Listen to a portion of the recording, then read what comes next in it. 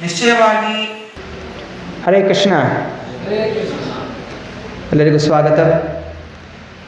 ಭಾನುವಾರದ Sunday fees ಕಾರ್ಯಕ್ರಮಕ್ಕೆ ಶ್ರೀ ಶ್ರೀ ರಾಧಾ ಶ್ಯಾಮಚಂದ್ರ ಮಂದಿರದಲ್ಲಿ ಇಂದು ಶ್ರೀಮದ್ ಭಾಗವತದ ಏಕಾದಶ ಸ್ಕಂದದಿಂದ ಅಧ್ಯಾಯ 19 ಆಧ್ಯಾತ್ಮಿಕ ಜ್ಞಾನದ ಪರಿಪೂರ್ಣತೆ, ಇದರಿಂದ ಶ್ಲೋಕ 1ರಿಂದ 10 ಚರ್ಚೆ ಮಾಡಲು ಪ್ರಯತ್ನಿಸುತ್ತಿದ್ದೇವೆ.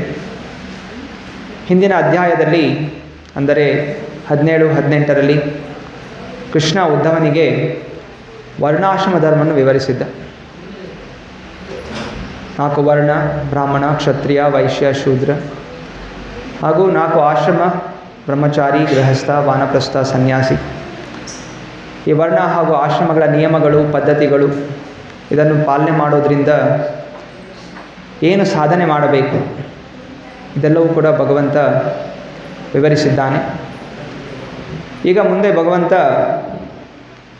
ಎಲ್ಲ ಪರಿಪೂರ್ಣತೆ ಏನು, ಅಂತಿಮವಾಗಿ ನಿಯಮಗಳು, ತಪಸ್ಯಗಳು, ಯಜ್ಞಗಳು, ವ್ರತಗಳು, ಇದೆಲ್ಲ ಮಾಡಿ ಏನು ಪಡಿಬೇಕಾಗಿದೆ, ಅಂದರೆ ಮನುಷ್ಯ ಜನ್ಮದ ಅಂತಿಮ ಲಕ್ಷ್ಯ ಏನು ಅನ್ನೋದನ್ನು ಭಗವಂತ ಈಗ ಹೇಳಲಿಕ್ಕೆ ಮುಂದಾಗ್ತಾ ಇದ್ದಾನೆ.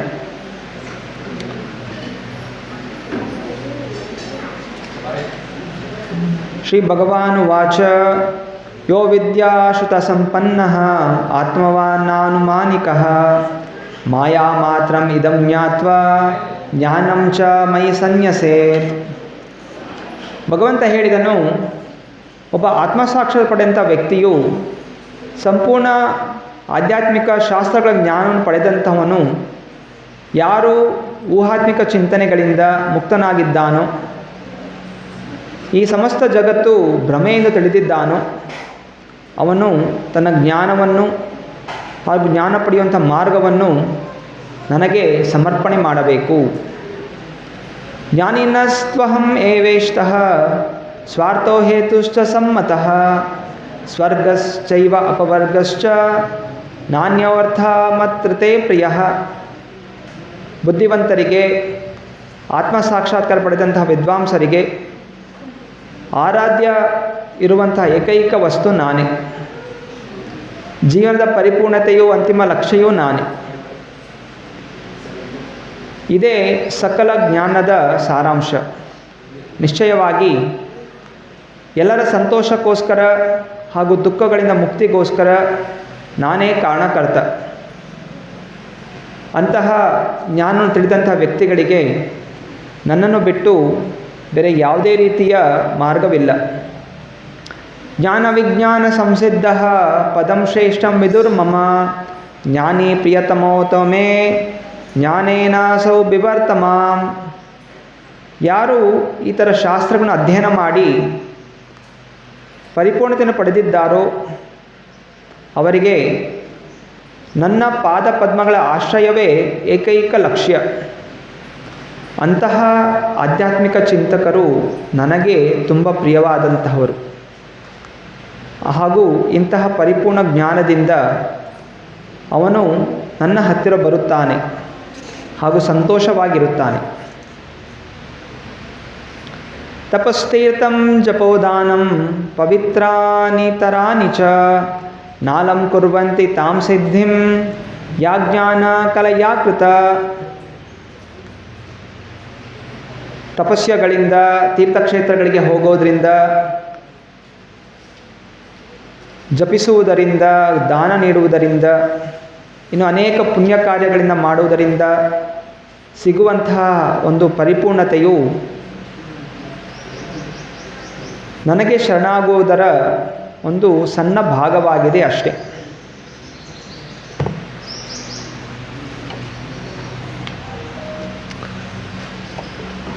ಭಗವಂತ ಇಲ್ಲಿ ಸ್ಪಷ್ಟವಾಗಿ ಮತ್ತೆ ತಿರ್ಗಾ ಹೇಳ್ತಾ ಇದ್ದಾನೆ, ಜೀವನದ ಒಂದೇ ಒಂದು ಲಕ್ಷ್ಯ, ಅಂತಿಮವಾದ ಲಕ್ಷ್ಯ ಭಗವಂತ ಕೃಷ್ಣನ ಚರಣಕಮಲಗಳ ಸೇವೆಯಲ್ಲಿ ತೊಡಗಬೇಕು. ಇದೊಂದೇ ಸಕಲ ದುಃಖಗಳಿಗೆ, ಸಕಲ ಬಂಧನಗಳಿಗೆ ಏಕೈಕ ಪರಿಹಾರ. ಇದನ್ನು ಬಿಟ್ಟು ಬೇರೆ ಯಾವುದೇ ಮಾರ್ಗ ಇಲ್ಲ. ಅವು ಯಾವುದೇ ವ್ರತ ಮಾಡ್ತಾ ಇರಲಿ, ಪೂಜೆ ಮಾಡ್ತಾ ಇರಲಿ, ನಿಯಮಗಳನ್ನು ಪಾಲನೆ ಮಾಡ್ತಾ ಇರಲಿ, ಕೇವಲ ಇದನ್ನು ಮಾಡಿಕೊಂಡು ಇಲ್ಲೇ ಇರಬೇಕು ಅಂತಲ್ಲ, ಅಥವಾ ಆ ನಿಯಮಗಳನ್ನೇ ಚೆನ್ನಾಗಿ ಮಾಡಿಕೊಂಡು ಇರಬೇಕು ಅಂತಲೂ ಅಲ್ಲ. ಅದಕ್ಕೆ ಒಂದು ಉದ್ದೇಶ ಇದೆ. ಉದ್ದೇಶ ಭಗವಂತ ಪ್ರೀತನಾಗಬೇಕು, ಭಗವಂತ ಸಂತುಷ್ಟನಾಗಿ ನನ್ನ ಮೇಲೆ ಕೃಪೆ ತೋರಿಸಬೇಕು, ಹಾಗೂ ನಾನು ವಾಪಸ್ ಅವನ ಚರಣಕಮಲ ಸೇವೆಯಲ್ಲಿ ತೊಡಗಿರಬೇಕು. ಇದು ಜೀವದ ಸ್ವರೂಪ. ಜೀವೇರ ಸ್ವರೂಪ ಹೊಯ್ ನಿತ್ಯ ಕೃಷ್ಣದಾಸ್. ಕೃಷ್ಣನ ದಾಸನಾಗಿ ಇರುವಂತಹದೇ ಎಲ್ಲ ಜೀವಿಗಳ ಆನಂದವಾಗಿರುವಂತಹ ಒಂದು ಪರಿಸ್ಥಿತಿ. ಎಲ್ಲರೂ ಆನಂದಕ್ಕೋಸ್ಕರ ಹಂಬಲಿಸ್ತಾ ಇದ್ದೀವಿ, ಖುಷಿಯಾಗಿರಬೇಕು, ಅದು ದುಃಖಗಳು ಕಾಡಬಾರ್ದು ಅನ್ನೋ ಪ್ರಯತ್ನ ಎಲ್ಲ ಜೀವಿಗಳು ಮಾಡ್ತಾ ಇದೆ. ಒಂದು ಸಣ್ಣ ಹುಳದಿಂದ ಹಿಡಿದು ದೇವತೆಗಳ ರಾಜನಾದ ಇಂದ್ರನ ತನಕ ಎಲ್ಲರಿಗೂ ಸಂತೋಷ ಬೇಕಾಗಿದೆ. ಆದರೆ ಸಂತೋಷ ಎಲ್ಲ ಹುಡುಕ್ತಾ ಇದ್ದಾರೆ? ಸಾಂಸಾರಿಕವಾದಂತಹ ವಿಷಯಗಳಲ್ಲಿ, ಸಾಂಸಾರಿಕವಾದ ಸಂಬಂಧಗಳಲ್ಲಿ. ಅದರಿಂದ ಅವರಿಗೆ ಸಂತೋಷ ಅನ್ನೋದು ಸಿಗ್ತಾನೇ ಇಲ್ಲ. ಅದರಿಂದ ಭಗವಂತ ಹೇಳ್ತಾ ಇದ್ದಾನೆ, ಕೃಪೆಯಿಂದ ಭಗವಂತ ಈ ಉಪದೇಶಗಳು ಯಾಕೆ ಕೊಡಬೇಕಾಗಿದೆ? ಯಾಕೆ ಅಂತ ಹೇಳಿದ್ರೆ, ಅವನಲ್ಲಿರುವಂತಹ ಪ್ರೀತಿಯ ಭಾವನೆ. ನಮಗೆ ಆ ಭಾವನೆ ಇರೋದಿಲ್ಲ.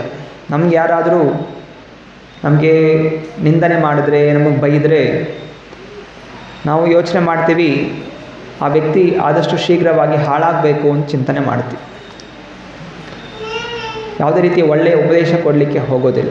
ಆದರೆ ಭಗವಂತನಿಗೆ ನಮಗೂ ಇರುವಂಥ ವ್ಯತ್ಯಾಸ ಇದೆ. ಭಗವಂತನ ನಾವು ಎಷ್ಟು ಬೈದರೂ, ಎಷ್ಟು ನಿಂದನೆ ಮಾಡಿದ್ರು, ಅವನಿಂದ ಎಷ್ಟು ದೂರ ಓಡೋಗ್ಲಿಕ್ಕೆ ಪ್ರಯತ್ನ ಮಾಡಿದ್ರು, ಭಗವಂತ ತಮ್ಮ ಅಸೀಮವಾದಂತಹ ಕೃಪೆಯಿಂದ ನಮ್ಮನ್ನು ತಿರ್ಗಾ ವಾಪಸ್ ಕರೆದೊಯ್ಯಲಿಕ್ಕೆ ಎಲ್ಲ ರೀತಿಯ ಪ್ರಯತ್ನ ಅನ್ನೋದು ಮಾಡ್ತಾನೆ. ಇದನ್ನು ಯಾರು ಗ್ರಹಿಸ್ತಾರೆ, ಅದನ್ನು ಅರ್ಥ ಮಾಡ್ಕೋತಾರೆ, ಭಗವಂತ ನಮಗೋಸ್ಕರ ಅವನು ಪ್ರಯತ್ನ ಮಾಡ್ತಾ ಇದ್ದಾನೆ. ಅವನ ಸುಳ್ಳು ಅಹಂಕಾರವನ್ನು ತ್ಯಾಗ ಮಾಡಬೇಕು, ಸಾಂಸಾರಿಕ ವಸ್ತುಗಳಲ್ಲಿ ಸಂತೋಷ ಪಡೆಯೋದನ್ನು ಬಿಡಬೇಕು, ಭಗವಂತನ ಸೇವೆಯಲ್ಲಿ ತೊಡಗಬೇಕು ಅಂತ ಮುಂದಾಗುವಂತಹವರೇ ನಿಜವಾದಂತಹ ಬುದ್ಧಿವಂತರು. ಬಹುನಾಂ ಜನ್ಮನಾಮಂತೆ ಜ್ಞಾನವಾನ್ ಮಾಂ ಪ್ರಪದ್ಯತೆ ವಾಸುದೇವ ಸರ್ವಮಿತಿ ಸ ಮಹಾತ್ಮ ಸುದುರ್ಲಭ. ಸೊ ನಿಜವಾಗಿ ಜಗತ್ತಿನಲ್ಲಿ ಮಹಾ ಆತ್ಮ, ಯಾವ ಆತ್ಮವು ಭಗವಂತನ ಸೇವೆ ಮಾಡಬೇಕು ಅನ್ನುವಂತಹ ತೀವ್ರವಾದ ಆಸೆ ಬೆಳೆಸ್ಕೊಂಡಿದೆ, ಅವನೇ ಮಹಾತ್ಮ. ಅದನ್ನು ಬಿಟ್ಟು ಬೇರೆ ಏನೇ ಆಸೆಗಳಿರಲಿ, ಅವನು ದುರಾತ್ಮ. ಅರೆ ಇವತ್ತಿನ ದಿವಸ ಆ ಭೌತಿಕ ವಿಷಯಗಳಲ್ಲಿ ತೊಡಗಿರುವಂಥ ವ್ಯಕ್ತಿಗಳಿಗೆ ಮಹಾತ್ಮ ಅಂತ ಪದವಿಗಳನ್ನು ಕೊಡಲಾಗುತ್ತೆ. ನಿಜವಾದ ಮಹಾತ್ಮ ಪರಮಾತ್ಮನ ಸೇವೆಯಲ್ಲಿ ತೊಡಗಬೇಕು ಅನ್ನುವಂತಹ ಆಸೆ ಬೆಳೆಸ್ಕೊಂಡಿರುವಂಥವನೇ ಮಹಾತ್ಮ. ಆ ಮಹಾತ್ಮ ಯಾವಾಗ ಆಗ್ತಾರೆ? ಎಷ್ಟೋ ಜನ್ಮಗಳ ನಂತರ. ಜನ್ಮಗಳ ನಂತರ ವಾಸುದೇವ ಸರ್ವಮಿತಿ, ಕೃಷ್ಣನೇ ಎಲ್ಲವೂ ಅಂತ ತಿಳಿದಂಥವನೇ ಮಹಾತ್ಮ. ಆದ್ದರಿಂದ ಈ ಅವಕಾಶ ಯಾರಿಗಿದೆ ಮಹಾತ್ಮ ಆಗಲಿಕ್ಕೆ? ಎಲ್ಲರಿಗೂ ಇದೆ, ಮುಖ್ಯವಾಗಿ ಮನುಷ್ಯರಿಗೆ. ಬೇರೆ ಜೀವಿಗಳಲ್ಲಿ ಇದನ್ನು ತಿಳಿಯುವಂತಹ ಅವಕಾಶಗಳು ಇಲ್ಲ. ಮನುಷ್ಯನಾದಂಥವನು ಭಗವಂತ ಕೊಟ್ಟಿರುವಂಥ ಉಪದೇಶಗಳನ್ನು ಓದಬಹುದು, ಗುರುಗಳನ್ನು ಸ್ವೀಕಾರ ಮಾಡಬಹುದು, ಭಗವಂತನ ನಾಮವನ್ನು ಜಪಿಸಬಹುದು. ಹರೇ ಕೃಷ್ಣ ಕೃಷ್ಣ ಕೃಷ್ಣ ಹರೇ ಹರೇ, ಹರೇ ರಾಮ ರಾಮ ರಾಮ ಹರೇ ಹರೇ ಜಪಿಸುತ್ತಾ ತನ್ನ ಹೃದಯವನ್ನು ಶುದ್ಧೀಕರಣ ಮಾಡ್ಕೋಬಹುದು, ತನ್ನ ಒಳಗಿರುವಂತಹ ಕೆಟ್ಟ ಬುದ್ಧಿಗಳನ್ನು ತ್ಯಾಗ ಮಾಡಬಹುದು, ಹಾಗೂ ಭಗವಂತನ ಚರಣ ಕಮಲಗಳ ಪ್ರೇಮ ಭರಿತವಾದಂತಹ ಸೇವೆಯನ್ನು ಬೆಳೆಸ್ಕೋಬಹುದು. ಅದರಿಂದ ಮನುಷ್ಯರಲ್ಲಿ ಕೃಷ್ಣನನ್ನು ಅರಸುವಂತಹವರೇ ನಿಜವಾದಂತಹ ಬುದ್ಧಿವಂತರು. ಭಗವಂತ ಇಲ್ಲಿ ಸ್ಪಷ್ಟವಾಗಿ ಹೇಳ್ತಾ ಇದ್ದಾನೆ, ಕೇವಲ ಆಚರಣೆಗಳು ನಿಯಮಗಳು ಪಾಲನೆ ಮಾಡ್ತಾ ಇದೇ ಜೀವನ ಅಂತ ಪ್ರಯತ್ನ ಮಾಡಬಾರ್ದು. ಸಾಮಾಜಿಕ ವ್ಯವಸ್ಥೆಗಳು, ಸಮಾಜ ಸೇವೆ ಅಥವಾ ಪೂಜಾ ವಿಧಾನಗಳು, ಇದಕ್ಕೆಲ್ಲ ಒಂದು ಉದ್ದೇಶ ಇದೆ, ಮಾಡ್ಕೊಂಡು ಹೀಗೆ ಇರಬೇಕು ಅಂತ. ಅದರಿಂದ ಭಗವಂತ ಹೇಳ್ತಾ ಇದ್ದಾನೆ, ಯೋಗಿಗಳಾಗಲಿ ಊಹಾತ್ಮಿಕ ಚಿಂತಕರಾಗಲಿ ಅವರು ಕೂಡ ನಾನು ಪಡೆಯಲು ಸಾಧ್ಯ ಇಲ್ಲ. ಅನೇಕರು ಮಹಾನ್ ಪಂಡಿತರಿದ್ದಾರೆ, ದೊಡ್ಡ ದೊಡ್ಡ ಗ್ರಂಥಗಳನ್ನು ಓದ್ತಾರೆ, ಶ್ಲೋಕಗಳನ್ನ ಹೇಳ್ತಾರೆ, ವಾದಗಳನ್ನು ಮಾಡ್ತಾರೆ, ತುಂಬ ಚೆನ್ನಾಗಿ ಹೋಮ ಯಜ್ಞಗಳನ್ನು ಮಾಡ್ತಾರೆ, ಮಂತ್ರಗಳನ್ನು ಪಠಿಸ್ತಾರೆ, ದೊಡ್ಡ ದೊಡ್ಡ ಪ್ರವಚನಗಳು ಕೊಡುತ್ತಾರೆ. ಇದರ ಹೃದಯದಲ್ಲಿ ನಾನಿದೆಲ್ಲ ಮಾಡ್ತಾ ಇರುವಂಥದ್ದು ಕೃಷ್ಣನ ಪ್ರೀತಿಗೋಸ್ಕರ ಅಂತ ಭಾವನೆ ಇಲ್ಲದೆ ಇದ್ದರೆ ಮಾಡಿರೋದ್ರಿಂದ ಯಾವ ಪ್ರಯೋಜನವೂ ಇಲ್ಲ. ಬಹುಶಃ ಹೋಮ ಮಾಡಬೇಕಾದ್ರೆ ಮಂತ್ರಗಳನ್ನ ಕೇಳಿದರೆ ಅಲ್ಲಿ ಒಂದು ಮಂತ್ರ ಹೇಳ್ತೀವಿ, ಪ್ರತಿಯೊಂದು ಸ್ವಾಹ ಸ್ವಾಹ ಅಂತ ಹೇಳಿ ಇದಂ ನ ಮಮ ಅಂತ ಹೇಳ್ತೀವಿ. ಇದಂ ನ ಮಮ ಅಂತ ಹೇಳಿದ್ರೆ ನಾನು ಮಾಡ್ತಾ ಇರೋನಲ್ಲ. ನಾನು ಹೋಮ ಮಾಡ್ತಾ ಇದ್ರೂ ಕೂಡ ಭಾವನೆ ಏನು, ಭಗವಂತ ನೀನು ಮಾಡಿಸ್ತಾ ಇದ್ಯಾ, ನಾನು ಮಾಡ್ತಾ ಇಲ್ಲ, ಮಾಡ್ತಾ ಇರೋ ನಾನಲ್ಲ. ಭಗವದ್ಗೀತೆಯಲ್ಲಿ ಕೃಷ್ಣ ಹೇಳಿದ್ದಾನೆ, ಹೋಮದಲ್ಲಿ ಹೇಳುವಂಥ ಮಂತ್ರವೂ ನಾನೇ, ಯಜ್ಞಕುಂಡವೂ ನಾನೇ, ಅಗ್ನಿಯೂ ನಾನೇ, ಅದಕ್ಕಾಗಿನ ದ್ರವ್ಯಗಳೂ ಕೂಡ ನಾನೇ. ವೇದಶ್ಚ ಸರ್ವೇ ಅಹಮೇವ ವೇದ್ಯ. ಸಕಲ ವೇದಗಳಲ್ಲಿರುವಂಥ ಎಲ್ಲ ಮಾರ್ಗಗಳು, ಉಪದೇಶಗಳು, ಎಲ್ಲ ತಪಸ್ಯೆಗಳ ಏಕೈಕ ಉದ್ದೇಶ ನನ್ನನ್ನು ಪಡೆಯುವಂಥದ್ದು, ಹಾಗೂ ನಾನೇ ಎಲ್ಲದಕ್ಕೂ ಕಾರಣಕರ್ತ. ಅದರಿಂದ ಸಕಲ ಸೇವೆಗಳನ್ನು ಮಾಡಬೇಕು, ಪ್ರಯತ್ನವನ್ನು ಮಾಡಬೇಕು.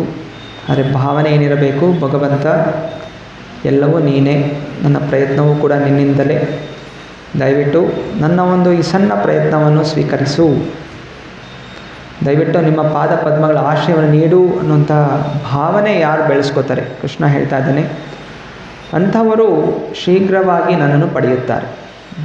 ಇತಿಹಾಸದಲ್ಲಿ ಪುರಾಣಗಳಲ್ಲಿ ನಾನಾ ರೀತಿಯ ಕಥೆಗಳನ್ನು ಇದರ ಬಗ್ಗೆ ವಿವರಿಸಿದ್ದಾರೆ. ಆ ರೀತಿ ಹಿರಣ್ಯಕಶಿಪು ಮಹಾನ್ ಪಂಡಿತ, ಶಾಸ್ತ್ರಗಳನ್ನು ಓದಿದ್ದ, ಮಹಾಯೋಗಿ, 60,000 ವರ್ಷಗಳು ತಪಸ್ಸೆ ಮಾಡಿದ. ಒಂದೇ ಕಾಲದಲ್ಲಿ ನಿಂತ್ಕೊಂಡು ತನ್ನ ದೇಹದ ಎಲ್ಲ ಮಾಂಸಗಳನ್ನು ಹುಳ ತಿಂದುಬಿಟ್ಟಿತ್ತು.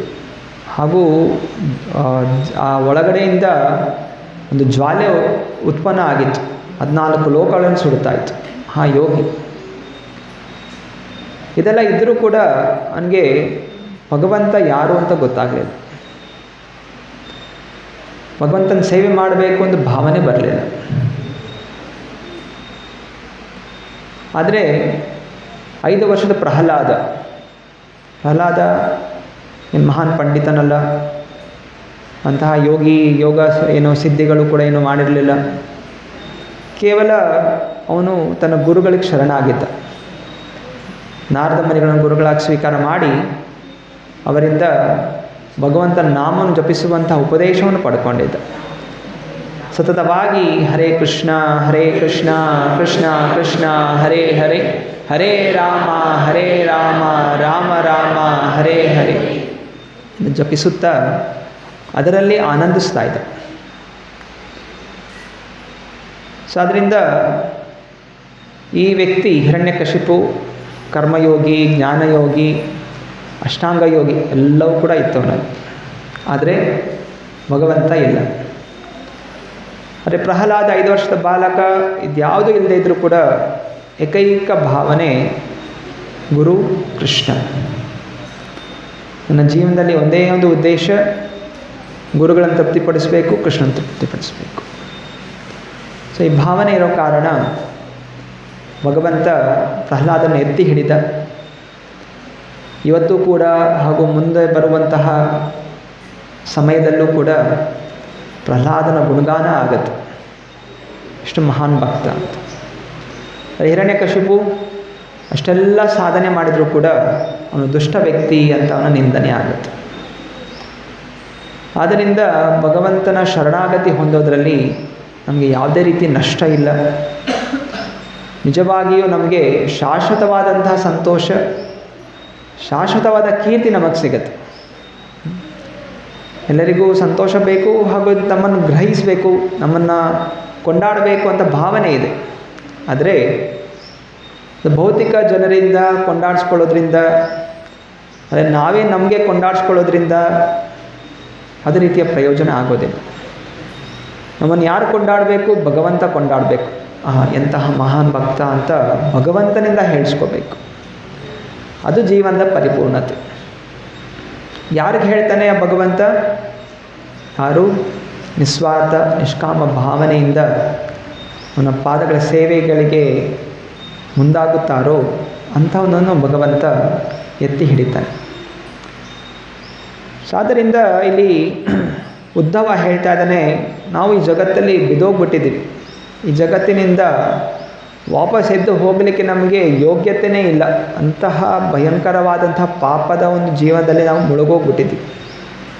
ಆದರೆ ಹೇ ಭಗವಂತ, ನೀನು ಅಸೀಮವಾದಂಥ ಕೃಪೆ ತೋರಿಸುವಂಥ, ಅದರಿಂದ ಕೇವಲ ನೀನು ಮಾತ್ರ ಕೃಪೆ ತೋರಿಸಿದ್ರೆ ನಾವು ಈ ಪರಿಸ್ಥಿತಿನ ಹೊರ ಬರಲಿಕ್ಕೆ ಸಾಧ್ಯವಾಗುತ್ತೆ. ಆದ್ದರಿಂದ ನಮ್ಮ ಮೇಲೆ ಕೃಪೆ ತೋರಿಸು. ಯಾವ ರೀತಿ?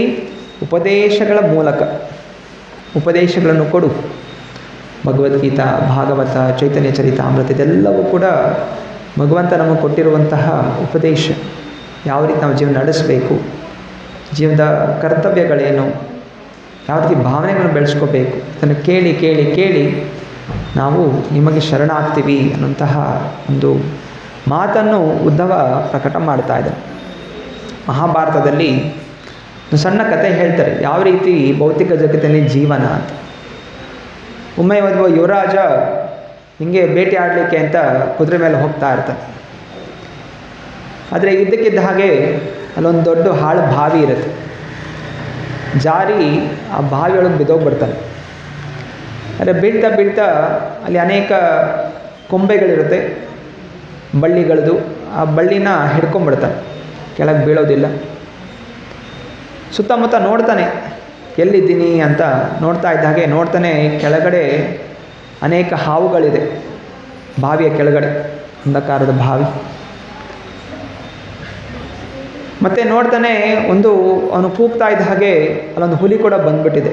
ಮನುಷ್ಯನ ಇಲ್ಲನೂ ಬಿದ್ದಿದೆ ಅಂತ ಹೇಳಿ ಹುಲಿ ಬಂದು ಆ ಬಾವಿ ಆಚೆ ನಿಂತಿದೆ, ನೋಡ್ತಾ ಇದೆ ಯಾವಾಗ ಈ ವ್ಯಕ್ತಿ ಆಚೆ ಬರ್ತಾನೆ ತಿನ್ನೋಣ ಅಂತ. ಅದು ಕಾಯ್ತಾ ಇದೆ.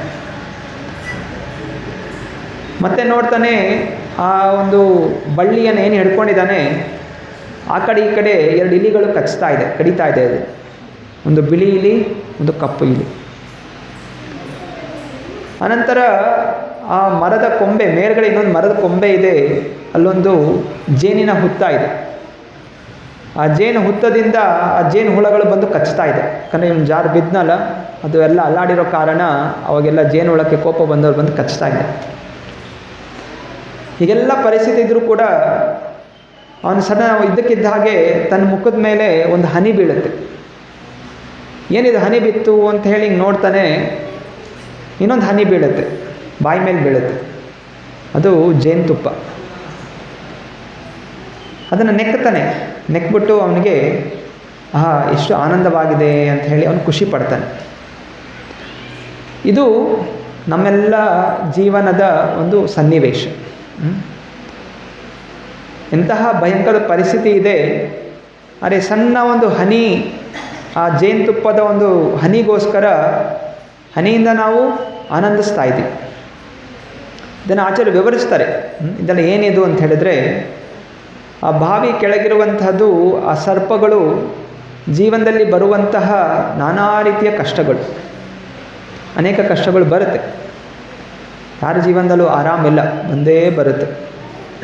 ಹಾಗೂ ಹೊರಗೆ ನಿಂತಿರುವಂಥ ಹುಲಿ, ಅದು ನಮ್ಮ ಅಂತಿಮ ಸಮಯ. ಒಂದು ದಿವಸ ನಾವು ಸಾಯ್ತೀವಿ. ಹಾಗೂ ಇಲಿಗಳು, ಒಂದು ಕಪ್ಪು ಇಲಿ, ಒಂದು ಬಿಳಿ ಇಲಿ, ಇದು ದಿನ ಹಾಗೂ ರಾತ್ರಿ. ಪ್ರತಿ ದಿವಸ ಬೆಳಗ್ಗೆ ರಾತ್ರಿ ಹೋಗ್ತಾ ಇದ್ದಾಗೆ ನಮ್ಮ ಆಯಸ್ಸು ಮುಗಿತಾ ಹೋಗುತ್ತೆ.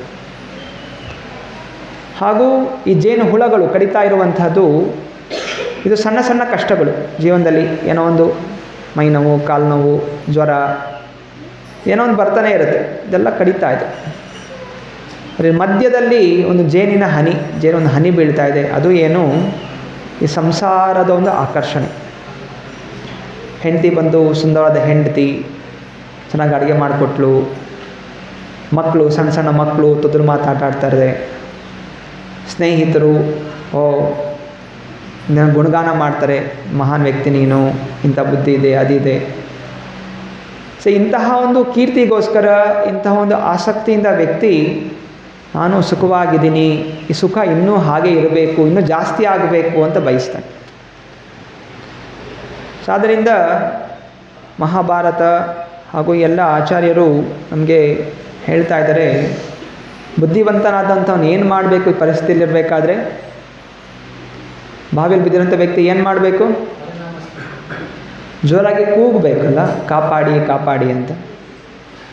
ಕೂಗಬೇಕಾ ಬೇಡವಾ? ಇಲ್ಲ ಜೇನುತುಪ್ಪ ತಿನ್ನಬೇಕಾ? ಅರೆ ನಾವೇನು ಮಾಡ್ತೀವಿ? ಜೇನುತುಪ್ಪ ತಿಂತಾ ಇದ್ವಿ. ಕೂಗಬೇಕು, ಹರೇ ಕೃಷ್ಣ ಕೃಷ್ಣ ಕೃಷ್ಣ ಹರೇ ಹರೇ, ಹರೇ ರಾಮ ರಾಮ ರಾಮ ಹರೇ ಹರೇ. ಈ ಸಂಸಾರದ ಭಾವಿಯಿಂದ ಕಾಪಾಡಬೇಕಾಗಿರುವಂಥವನು, ಕಾಪಾಡಕ್ಕೆ ಶಕ್ತಿ ಇರುವಂತಹ ಏಕೈಕ ವ್ಯಕ್ತಿ ಕೃಷ್ಣ.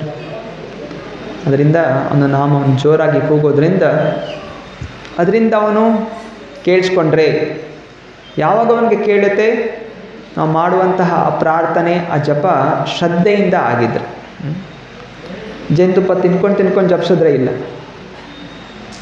ಇದು ಬೇಕು ಅದು ಬೇಕು ಹಾಗಲ್ಲ, ಇದು ಬೇಡ, ಯಾವುದು ಬೇಡ ಅಂತ ತಿಳಿದು ಶ್ರದ್ಧೆಯಿಂದ ಜಪಿಸಿದಾಗ ಮಾತ್ರ ಭಗವಂತ ಅದನ್ನು ಗ್ರಹಿಸ್ತಾನೆ. ಶ್ರೀಮದ್ ಭಾಗವತದ 7ನೇ ಅಧ್ಯಾಯ 7ನೇ ಸ್ಕಂದ 5ನೇ ಅಧ್ಯಾಯ 30ನೇ ಶ್ಲೋಕದಲ್ಲಿ ಪ್ರಹ್ಲಾದ ಹಿರಣ್ಯಕಶಿಪುಗೆ ಹೇಳ್ತಾ ಇದ್ದಾನೆ.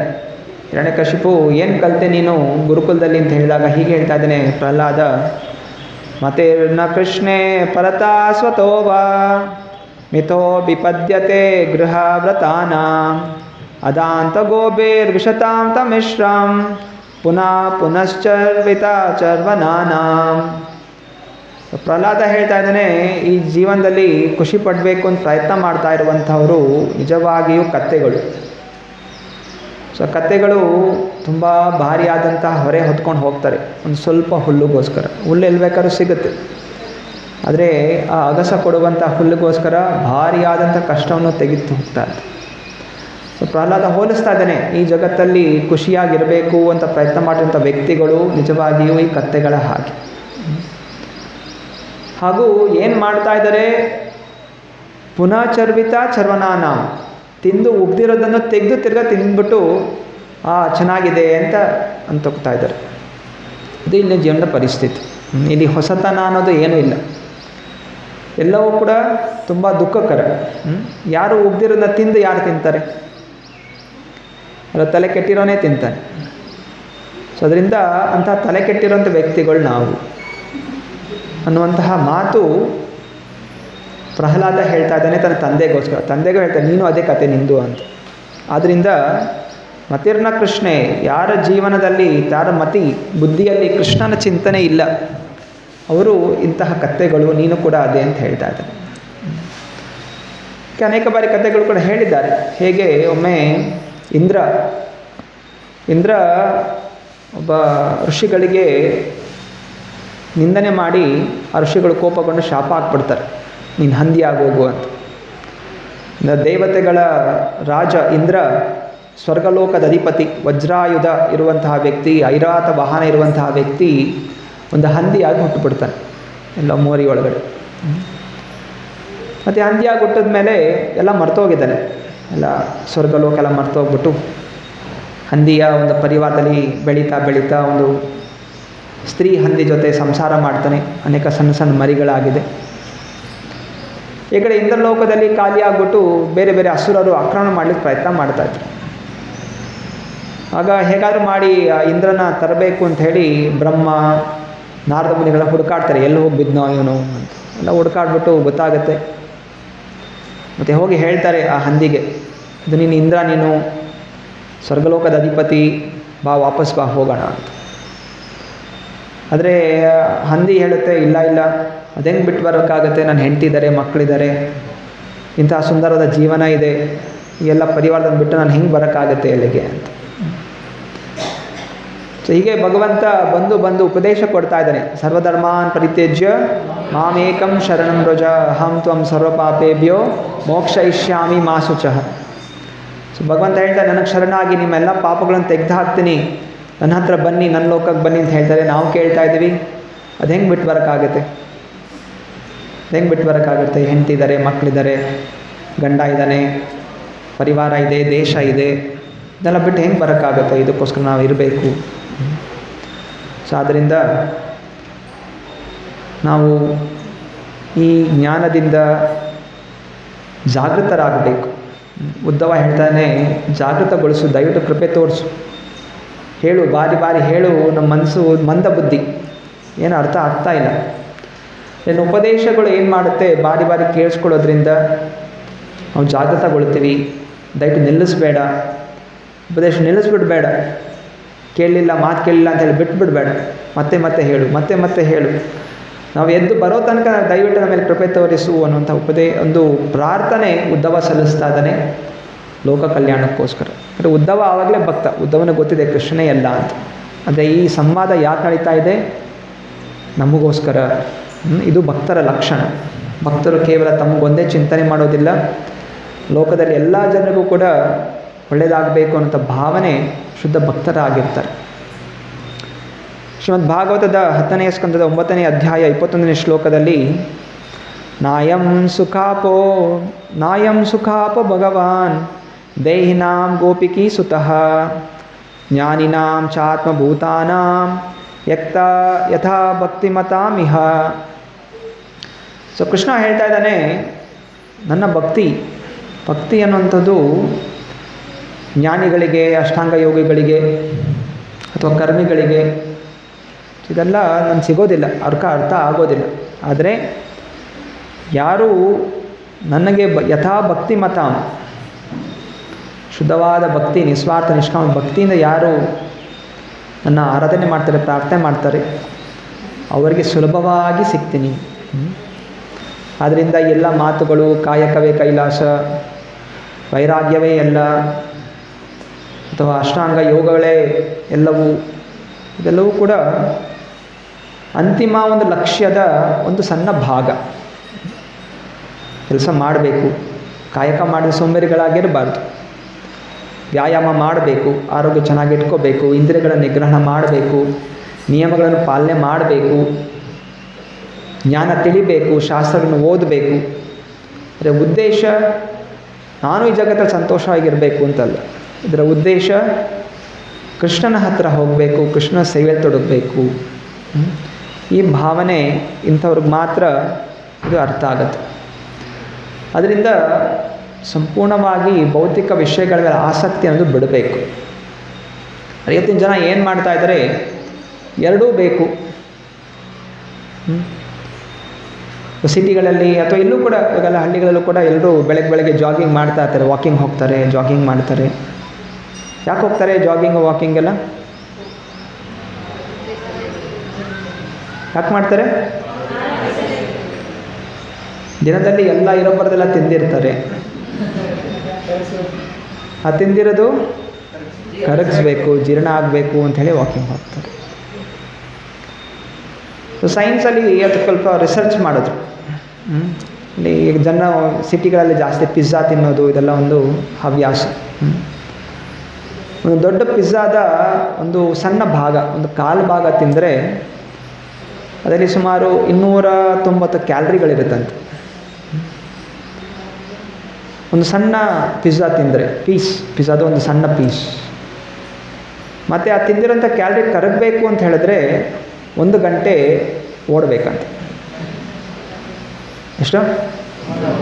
1 ಗಂಟೆ ಓಡೋದು ನೀವು 5 ನಿಮಿಷದಲ್ಲಿ ತಿಂದಿರೋ ಒಂದು ಪೀಸಿಂದ. ಸೊ ನೀವು ಒಂದು ಫುಲ್ ಪಿಜ್ಜಾ ತಿಂದುಬಿಡ್ತೀರ, ಮತ್ತು 1 ತಾಸು ಓಡ್ತೀರ. ಏನು ಪ್ರಯೋಜನ ಆಯಿತು? ಕಾಲು ಭಾಗ ಮಾತ್ರ ಕರಗ್ತು. ಇನ್ನು ಮಿಕ್ಕಿದ್ದು ದೇಹದಲ್ಲಿ ಸಂಗಡ ಹಾಕ್ತಾ ಹೋಗ್ತಾ ಇದೆ. ಹೀಗೆ ವಾರದಲ್ಲಿ, ತಿಂಗಳಲ್ಲಿ ತಿಂತ ಜೊತೆಯಲ್ಲಿ ಓಡ್ತಾ ವ್ಯಕ್ತಿ ಏನಾಗ್ತಾನೆ, ಅಂತಿಮವಾಗಿ ಸಾಯ್ತಾನೆ, ಶೀಘ್ರವಾಗಿ ಸಾಯ್ತಾನೆ. ನಿಜವಾಗಿ ಗುಣ ಆಗಬೇಕು ಅಂತ ಹೇಳಿದ್ರೆ ತಿನ್ನೋದನ್ನು ಬಿಡಬೇಕು. ಬಾಯಿಯ ರುಚಿ ಅದನ್ನು ಯಾವುದೂ ಆರೋಗ್ಯಕರ ಇಲ್ಲ, ಜಂಕ್ ಫುಡ್ ಅಂತ ಹೇಳ್ತೀವಿ ಇದಕ್ಕೆ. Pizza, burger, chips, fried food. ಅಂತ ಬುದ್ಧಿವಂತನಾದಂಥವನು ಅನಾವಶ್ಯಕವಾಗಿ ತಿಂದು ಅನಾವಶ್ಯಕವಾಗಿ ಓಡೋ ಬದಲು ಸಮಯದಲ್ಲಿ ಸಾತ್ವಿಕವಾದ ಆಹಾರ ತಿಂದು ಒಂದು ಸಮಯದಲ್ಲಿ ಹರೇ ಕೃಷ್ಣ ಕೃಷ್ಣ ಕೃಷ್ಣ ಹರೇ ಹರೇ, ಹರೇ ರಾಮ ರಾಮ ರಾಮ ಹರೇ ಹರೇ ಜಪಿಸಬಹುದು. ಟೈಮ್ ಇಲ್ಲ. ಯಾಕೆ ಟೈಮ್ ಇಲ್ಲ? ಇದಕ್ಕೆ ಟೈಮ್ ಇಲ್ಲ. ಅನಾವಶ್ಯಕವಾಗಿ ತಿನ್ನೋದು, ಅನಾವಶ್ಯಕವಾದಂತಹ ಧಾರಾವಾಹಿಗಳನ್ನು, ಸಿನಿಮಾಗಳನ್ನು ನೋಡುವಂತಹದ್ದು, ತಲೆ ಕೆಡಿಸ್ಕೊಳ್ಳುವಂಥದ್ದು, ತಲೆ ಕೆಟ್ಟು ಮತ್ತು ಅದಕ್ಕೋಸ್ಕರ ಡಾಕ್ಟರ್ ಹತ್ರ ಹೋಗುವಂಥದ್ದು, ಅನಾವಶ್ಯಕವಾಗಿ ತಿಂದು ಅದಕ್ಕೋಸ್ಕರ ಡಾಕ್ಟರ್ ಹತ್ರ ಹೋಗುವಂಥದ್ದು, ಇಂಥ ಅನಾವಶ್ಯಕದ ಚಟುವಟಿಕೆಗಳಲ್ಲಿ ಸಮಯ ಹೋಗ್ತಾ ಇದೆ. ಆದ್ದರಿಂದ ಆಧ್ಯಾತ್ಮಿಕ ವಿಷಯಗಳಿಗೆ ಸಮಯ ಇಲ್ಲ. ಆದ್ದರಿಂದ ಸಾತ್ವಿಕವಾದ ಜೀವನದ ಕಡೆ ನಾವು ವಿಚಾರವನ್ನು ಮಾಡಬೇಕು, ಅದನ್ನು ಪಾಲನೆ ಮಾಡಬೇಕು.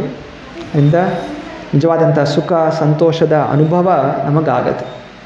ಯಾಕೆಂದರೆ ಇದೆಲ್ಲ ಕೇವಲ ಮನುಷ್ಯ ಮಾತ್ರ ಮಾಡ್ಬೋದು. ಒಂದು ಪ್ರವಚನದಲ್ಲಿ ಒಬ್ಬರು ಭಕ್ತರು ಹೇಳ್ತಾ ಇದ್ರು, ಹೇಗೆ ಒಂದು ರೇಡಿಯೋ ಸ್ಟೇಷನ್ ಅದನ್ನು ನೋಡಬೇಕು ಅಂತ ಹೇಳಿದ್ರೆ ಅದಕ್ಕೆ 2 ಬಟನ್ ಇರುತ್ತೆ. ಒಂದು ಬಟನಿಂದ ಪ್ರೆಸ್ ಮಾಡ್ತಾ ಇದ್ದಾಗೆ ಬೇರೆ ಬೇರೆ ಸ್ಟೇಷನ್ಗಳು ಬದಲಾಗ್ತಾ ಹೋಗುತ್ತೆ. ಹಳೆಯ ರೇಡಿಯೋ ನೋಡಿದರೆ 2 ನಾಬ್ಗಳಿರ್ತಾಯಿತ್ತು, ಒಂದೊಂದು ತಿರುಗಿಸ್ತಾ ಇದ್ವಿ. ಒಂದು ಸಣ್ಣ ನಾಬಲ್ಲಿ ತಿರುಗಿಸಿದಾಗ ಆ ಸ್ಟೇಷನ್ದು ಕರೆಕ್ಟಾಗಿರುವಂಥ ಫ್ರೀಕ್ವೆನ್ಸಿ ಅದು ಸಿಗ್ತಾಯಿತ್ತು. ಹಾಗೇ ಹಲವು ಯೋನಿಗಳು, 84 ಲಕ್ಷ ಯೋನಿಗಳು ಸಂತೋಷಕ್ಕೋಸ್ಕರ, ಪರಿಪೂರ್ಣತೆಗೋಸ್ಕರ ಓಡಾಡ್ತಾ ಇರ್ತೀವಿ. ಬ್ರಹ್ಮಾಂಡ ಭ್ರಮಿತೆ ಕಾನು ಭಾಗ್ಯವಾನ ಜೀವ. ಬ್ರಹ್ಮಾಂಡದಲ್ಲಿ 14 ಲೋಕಗಳು. ಶ್ರೀ ರಾಧಾ ಶ್ಯಾಮಚಂದ್ರ ಭಗವಾನ್ ಕಿ, ಶ್ರೀ ಗೌರನೇ ತಾಯಿ ಕಿ. ಬೇರೆ ಬೇರೆ ಸ್ಟೇಷನ್ಗಳ ಥರ ಬೇರೆ ಬೇರೆ ಯೋನಿಗಳು ತಿರುಗ್ತಾ ಇದ್ದೀವಿ. ಎಷ್ಟೋ ಜನ್ಮಗಳ ನಂತರ ಮನುಷ್ಯ ಜನ್ಮ ಅನ್ನೋದು ಸಿಗುತ್ತೆ. ಮನುಷ್ಯ ಜನ್ಮ ಬಂದಾಗ ನಾವು ಇದರಲ್ಲಿ ಸುಧಾರಣೆ ಬೆಳೆಸ್ಕೋಬೇಕು. ಯಾಕಂದರೆ ಪ್ರಾಣಿಗಳಲ್ಲಿ ಅವಕಾಶ ಇದೆ, ಏನು ಬೇಕಾದ್ರೂ ತಿನ್ಬೋದು, ಎಲ್ಲಿ ಬೇಕಾದ್ರೂ ಓಡಾಡ್ಬೋದು, ಹೆಂಗೆ ಬೇಕಾದ್ರೂ ಉರುಳಾಡ್ಬೋದು, ಯಾರು ಹೇಳೋರಿಲ್ಲ ಕೇಳೋರಿಲ್ಲ, ಅದಕ್ಕೇನು ಪಾಪ ಇಲ್ಲ ಪುಣ್ಯ ಇಲ್ಲ, ಏನೂ ಇಲ್ಲ. ಆದರೆ ಮನುಷ್ಯ ಜನ್ಮ ಬಂದಾಗ ಹಾಗೆ ಜೀವನ ನಡೆಸಲಿಕ್ಕೆ ಆಗೋದಿಲ್ಲ. ಯಾಕೆಂದರೆ ಮನುಷ್ಯ ಜನ್ಮ ಇರುವಂತಹದ್ದು ನಮ್ಮ ಒಂದು ಜೀವನವನ್ನು, ನಮ್ಮ ಮನಸ್ಥಿತಿಯನ್ನು, ನಮ್ಮ ಪ್ರಜ್ಞೆಯನ್ನು ಸ್ಥಿರಗೊಳಿಸ್ಲಿಕ್ಕೋಸ್ಕರ, ಏಕಾಗ್ರತೆ ಬೆಳೆಸ್ಕೊಳ್ಳಿಕ್ಕೋಸ್ಕರ. ಸೊ ಅದರಿಂದ ಯಾರಿಗೆ ಭಗವಂತನ ಲೋಕಕ್ಕೆ ಹೋಗೋಕ್ಕೆ ಆಸಕ್ತಿ ಇದೆ, ಜೀವನದಲ್ಲಿ ಶಾಶ್ವತವಾದ ಸಂತೋಷ ಸಿಕ್ಕಬೇಕು ಅಂತ ಆಸಕ್ತಿ ಇದೆ, ಅವರು ಈ ಒಂದು ಉಪದೇಶಗಳನ್ನು, ಭಾಗವತ ಉಪದೇಶಗಳನ್ನು ಅವರು ಸಂಪೂರ್ಣವಾಗಿ ಪಾಲನೆ ಮಾಡಬೇಕು. 2 ದೋಣಿಯಲ್ಲಿ ಹೋಗಬಾರ್ದು, ಒಂದು ಕಾಲು ಈ ಕಡೆ, ಒಂದು ಕಾಲು ಆ ಕಡೆ. 2 ದೋಣಿಯಲ್ಲಿ ಹೋದರೆ ಏನಾಗುತ್ತೆ? ನೀರೊಳಗೆ ಬೀಳ್ತೀವಿ. ಆವಾಗಲೇ ಸಂಸಾರ ಸಾಗರದಿಂದ ಎದ್ದಿದ್ದೀವಿ. ಅಂದರೆ ಎದ್ದು ತಿರ್ಗಾ 2 ಕಾಲಲ್ಲಿ ದೋಣಿ ಹಾಕ್ಕೊಂಡು ಹೋದರೆ ತಿರ್ಗಾ ಸಾಗರದಲ್ಲಿ ಬೀಳ್ತೀವಿ. ಒಂದು ದೋಣಿ, ಯಾವ ದೋಣಿ? ಆಧ್ಯಾತ್ಮಿಕ ದೋಣಿ. ಗುರುಗಳು ಅದರ ನಾಯಕ. ಗುರುಗಳ ನಿರ್ದೇಶನದಲ್ಲಿ ಕೂತ್ಕೊಂಡು ಹೋಗ್ತಾ ಇದ್ದರೆ ಸಮಯದಲ್ಲಿ ನಾವು ದಡವನ್ನು ಸೇರ್ತೀವಿ, ವೈಕುಂಠದ ದಡ. ಇನ್ನೊಬ್ಬರು ಭಕ್ತರು ಹೇಳ್ತಾ ಇದ್ರು, ಈ ಆಧ್ಯಾತ್ಮಿಕ ಕೃಷ್ಣ ಪ್ರಜ್ಞೆ ಅನ್ನುವಂಥದ್ದು ಒಂದು ಬ್ಯೂಟಿ ಪಾರ್ಲರ್ ಇದ್ದ ಹಾಗೆ. ಸೊ ಬ್ಯೂಟಿ ಪಾರ್ಲರ್ಗೆ ಯಾಕೆ ಹೋಗ್ತಾರೆ? ಏನಾ? ಬ್ಯೂಟಿ ಪಾರ್ಲರ್ಗೆ ಹೋಗಿ ಹೆಂಗಿದ್ದೀವಿ ಇನ್ನೂ ಬಣ್ಣನೂ ಬದಲಾಯಿಸ್ಕೊಳ್ಳೋಕ್ಕೆ, ಚೆನ್ನಾಗಿ ಕಾಣಬೇಕು ಅಂತ ಹೋಗ್ತೀವಿ. ಆದರೆ ಆ ಬ್ಯೂಟಿ ಪಾರ್ಲರ್ ಏನು ಮಾಡುತ್ತೆ? ನಮ್ಮಿಂದ ಹಣ ತಗೊಳ್ಳುತ್ತೆ.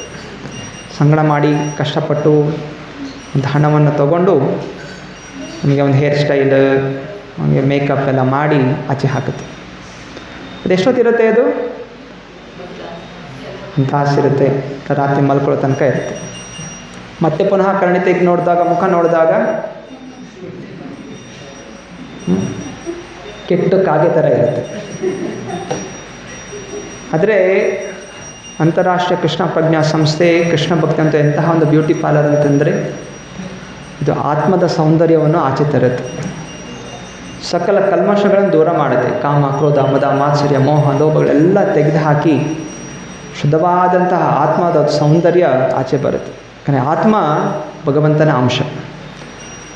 ಆ ಪರಮಾತ್ಮ ಆ ಸೌಂದರ್ಯದಲ್ಲಿ ಶ್ರೇಷ್ಠವಾದಂಥವು, ಸಂಪೂರ್ಣ ಸೌಂದರ್ಯ ಇರುವಂಥವು, ಅದರ ಒಂದು ಅಂಶ. ಅಂದರೆ ನಮ್ಮಲ್ಲೂ ಕೂಡ ಸಂಪೂರ್ಣ ಸುಂದರತೆಯ ಒಂದು ಭಾಗ ಇದೆ. ಅದರಿಂದ ಕೃಷ್ಣ ಪ್ರಜ್ಞೆಯನ್ನು ಸ್ವೀಕರಿಸಬೇಕು. ಅದರಲ್ಲಿ ಏನೆಂದರೆ ನಿಯಮಗಳಿದೆ, ಅದನ್ನು ಅನುಸರಿಸಬೇಕು. ಗುರುಗಳ ಆಶ್ರಯದಲ್ಲಿ ನಾವು ನಡೆಯೋದರಿಂದ ನಿಶ್ಚಯವಾಗಿ ಸಕಲ ಒಂದು ಕಲ್ಮಶಗಳು ದೂರ ಆಗುತ್ತೆ. ಶ್ರೀಲ ಪ್ರಭುಪಾದರು ಅನೇಕ ಭಕ್ತರನ್ನು ಮಾಡಿದ್ರು. ಪಾಶ್ಚಾತ್ಯ ದೇಶಕ್ಕೆ ಹೋಗಿದ್ದಾಗ, ಅಮೆರಿಕಕ್ಕೆ ಹೋಗಿದ್ದಾಗ ಎಲ್ಲ ಪಾಪಿಸ್ಟರು, ಎಲ್ಲರೂ ಮೃಗಾರಿಗಳು. ಭಾಗವತ ನಾವು ಮೃಗಾರಿ ಕಥೆ ಕೇಳ್ತೀವಿ. ಮೃಗಾರಿ ಅವನು ಎಂತಹ ಕೆಟ್ಟವಾದ ಜೀವನ ನಡೆಸ್ತಾ ಇದ್ದ ಅಂತ ಹೇಳಿದ್ರೆ ಅವನಿಗೆ ನಿಶ್ಚಯವಾಗಿ ದೊಡ್ಡ ನರಕಲೋಕ ಸಿಗಬೇಕಾಗಿತ್ತು. ಆದರೆ ನಾರದ ಮುನಿಗಳ ಕೃಪೆಯಿಂದ ಅವನು ಬದಲಾಗ್ತಾನೆ ಹಾಗೂ ಅತ್ಯಂತ ಕರುಣಾಮಯಿ ವ್ಯಕ್ತಿ ಆಗ್ತಾನೆ. ಶ್ರೀಲ ಪ್ರಭುಪಾದರು ಅಂತಹ ಸಾವಿರಾರು ಮೃಗಾರಿಗಳನ್ನು ಬದಲಾಯಿಸಿದ್ದಾರೆ ತಮ್ಮ ಈ ಉಪದೇಶಗಳ ಮೂಲಕ, ಅವರು ಕೊಟ್ಟಂಥ ಪ್ರವಚನಗಳ ಮೂಲಕ, ಅವರು ಬರೆದಂಥ ಪತ್ರಗಳ ಮೂಲಕ. ಅದರಿಂದ ನಾವು ಈ ಗ್ರಂಥಗಳನ್ನು ಓದಬೇಕು, ಪಠಣ ಮಾಡಬೇಕು. ನಿತ್ಯಂ ಭಾಗವತ ಸೇವೆಯ, ಪ್ರತಿನಿತ್ಯ ಸಮೇತವನ್ನು ಓದೋದರಿಂದ, ಸಾಧುಗಳ ಸಂಘದಿಂದ, ಭಕ್ತರ ಸಂಘದಲ್ಲಿ ನಾವು ಹರೇ ಕೃಷ್ಣ ಕೃಷ್ಣ ಕೃಷ್ಣ ಹರೇ ಹರೇ, ಹರೇ ರಾಮ ರಾಮ ರಾಮ ಹರೇ ಹರೇ ಜಪಿಸುವುದರಿಂದ, ಸೇವೆಯಲ್ಲಿ ತೊಡಗೋದ್ರಿಂದ, ಸೇವೆ ಮಾಡಬೇಕು. ಸುಮ್ಮನೆ ಕೇಳಿ ಹೋಗ್ಬಿಡೋದಲ್ಲ. ಕೈ ಕಾಲುಗಳಿಂದ ಭಗವಂತನ ಮಂದಿರವನ್ನು ಶುಚೀಕರಣ ಮಾಡುವಂಥದ್ದು, ಅಲಂಕಾರಗೊಳಿಸುವಂಥದ್ದು, ಇದರಲ್ಲಿ ಪ್ರಯತ್ನವನ್ನು ಮಾಡಬೇಕು. ಭಗವಂತನ ನಾಮ ಜಪದಿಂದ ನಾವು ಕೂಡ ಆಗ್ತೀವಿ ಹಾಗೂ ನಾವು ಕೂಡ ಭಗವಂತ ಅಲಂಕಾರಗೊಳಿಸಬೇಕು. ನೋಡೋದಲ್ಲ ಹೇಗೆ ಗರ್ಭಗುಡಿಯನ್ನು ಹೂಗಳಿಂದ, ಆಭರಣಗಳಿಂದ, ವಸ್ತ್ರಗಳಿಂದ ಅಲಂಕಾರಗೊಳಿಸಿದರೆ ಎಷ್ಟು ಸುಂದರವಾಗಿ ಕಾಣುತ್ತೆ.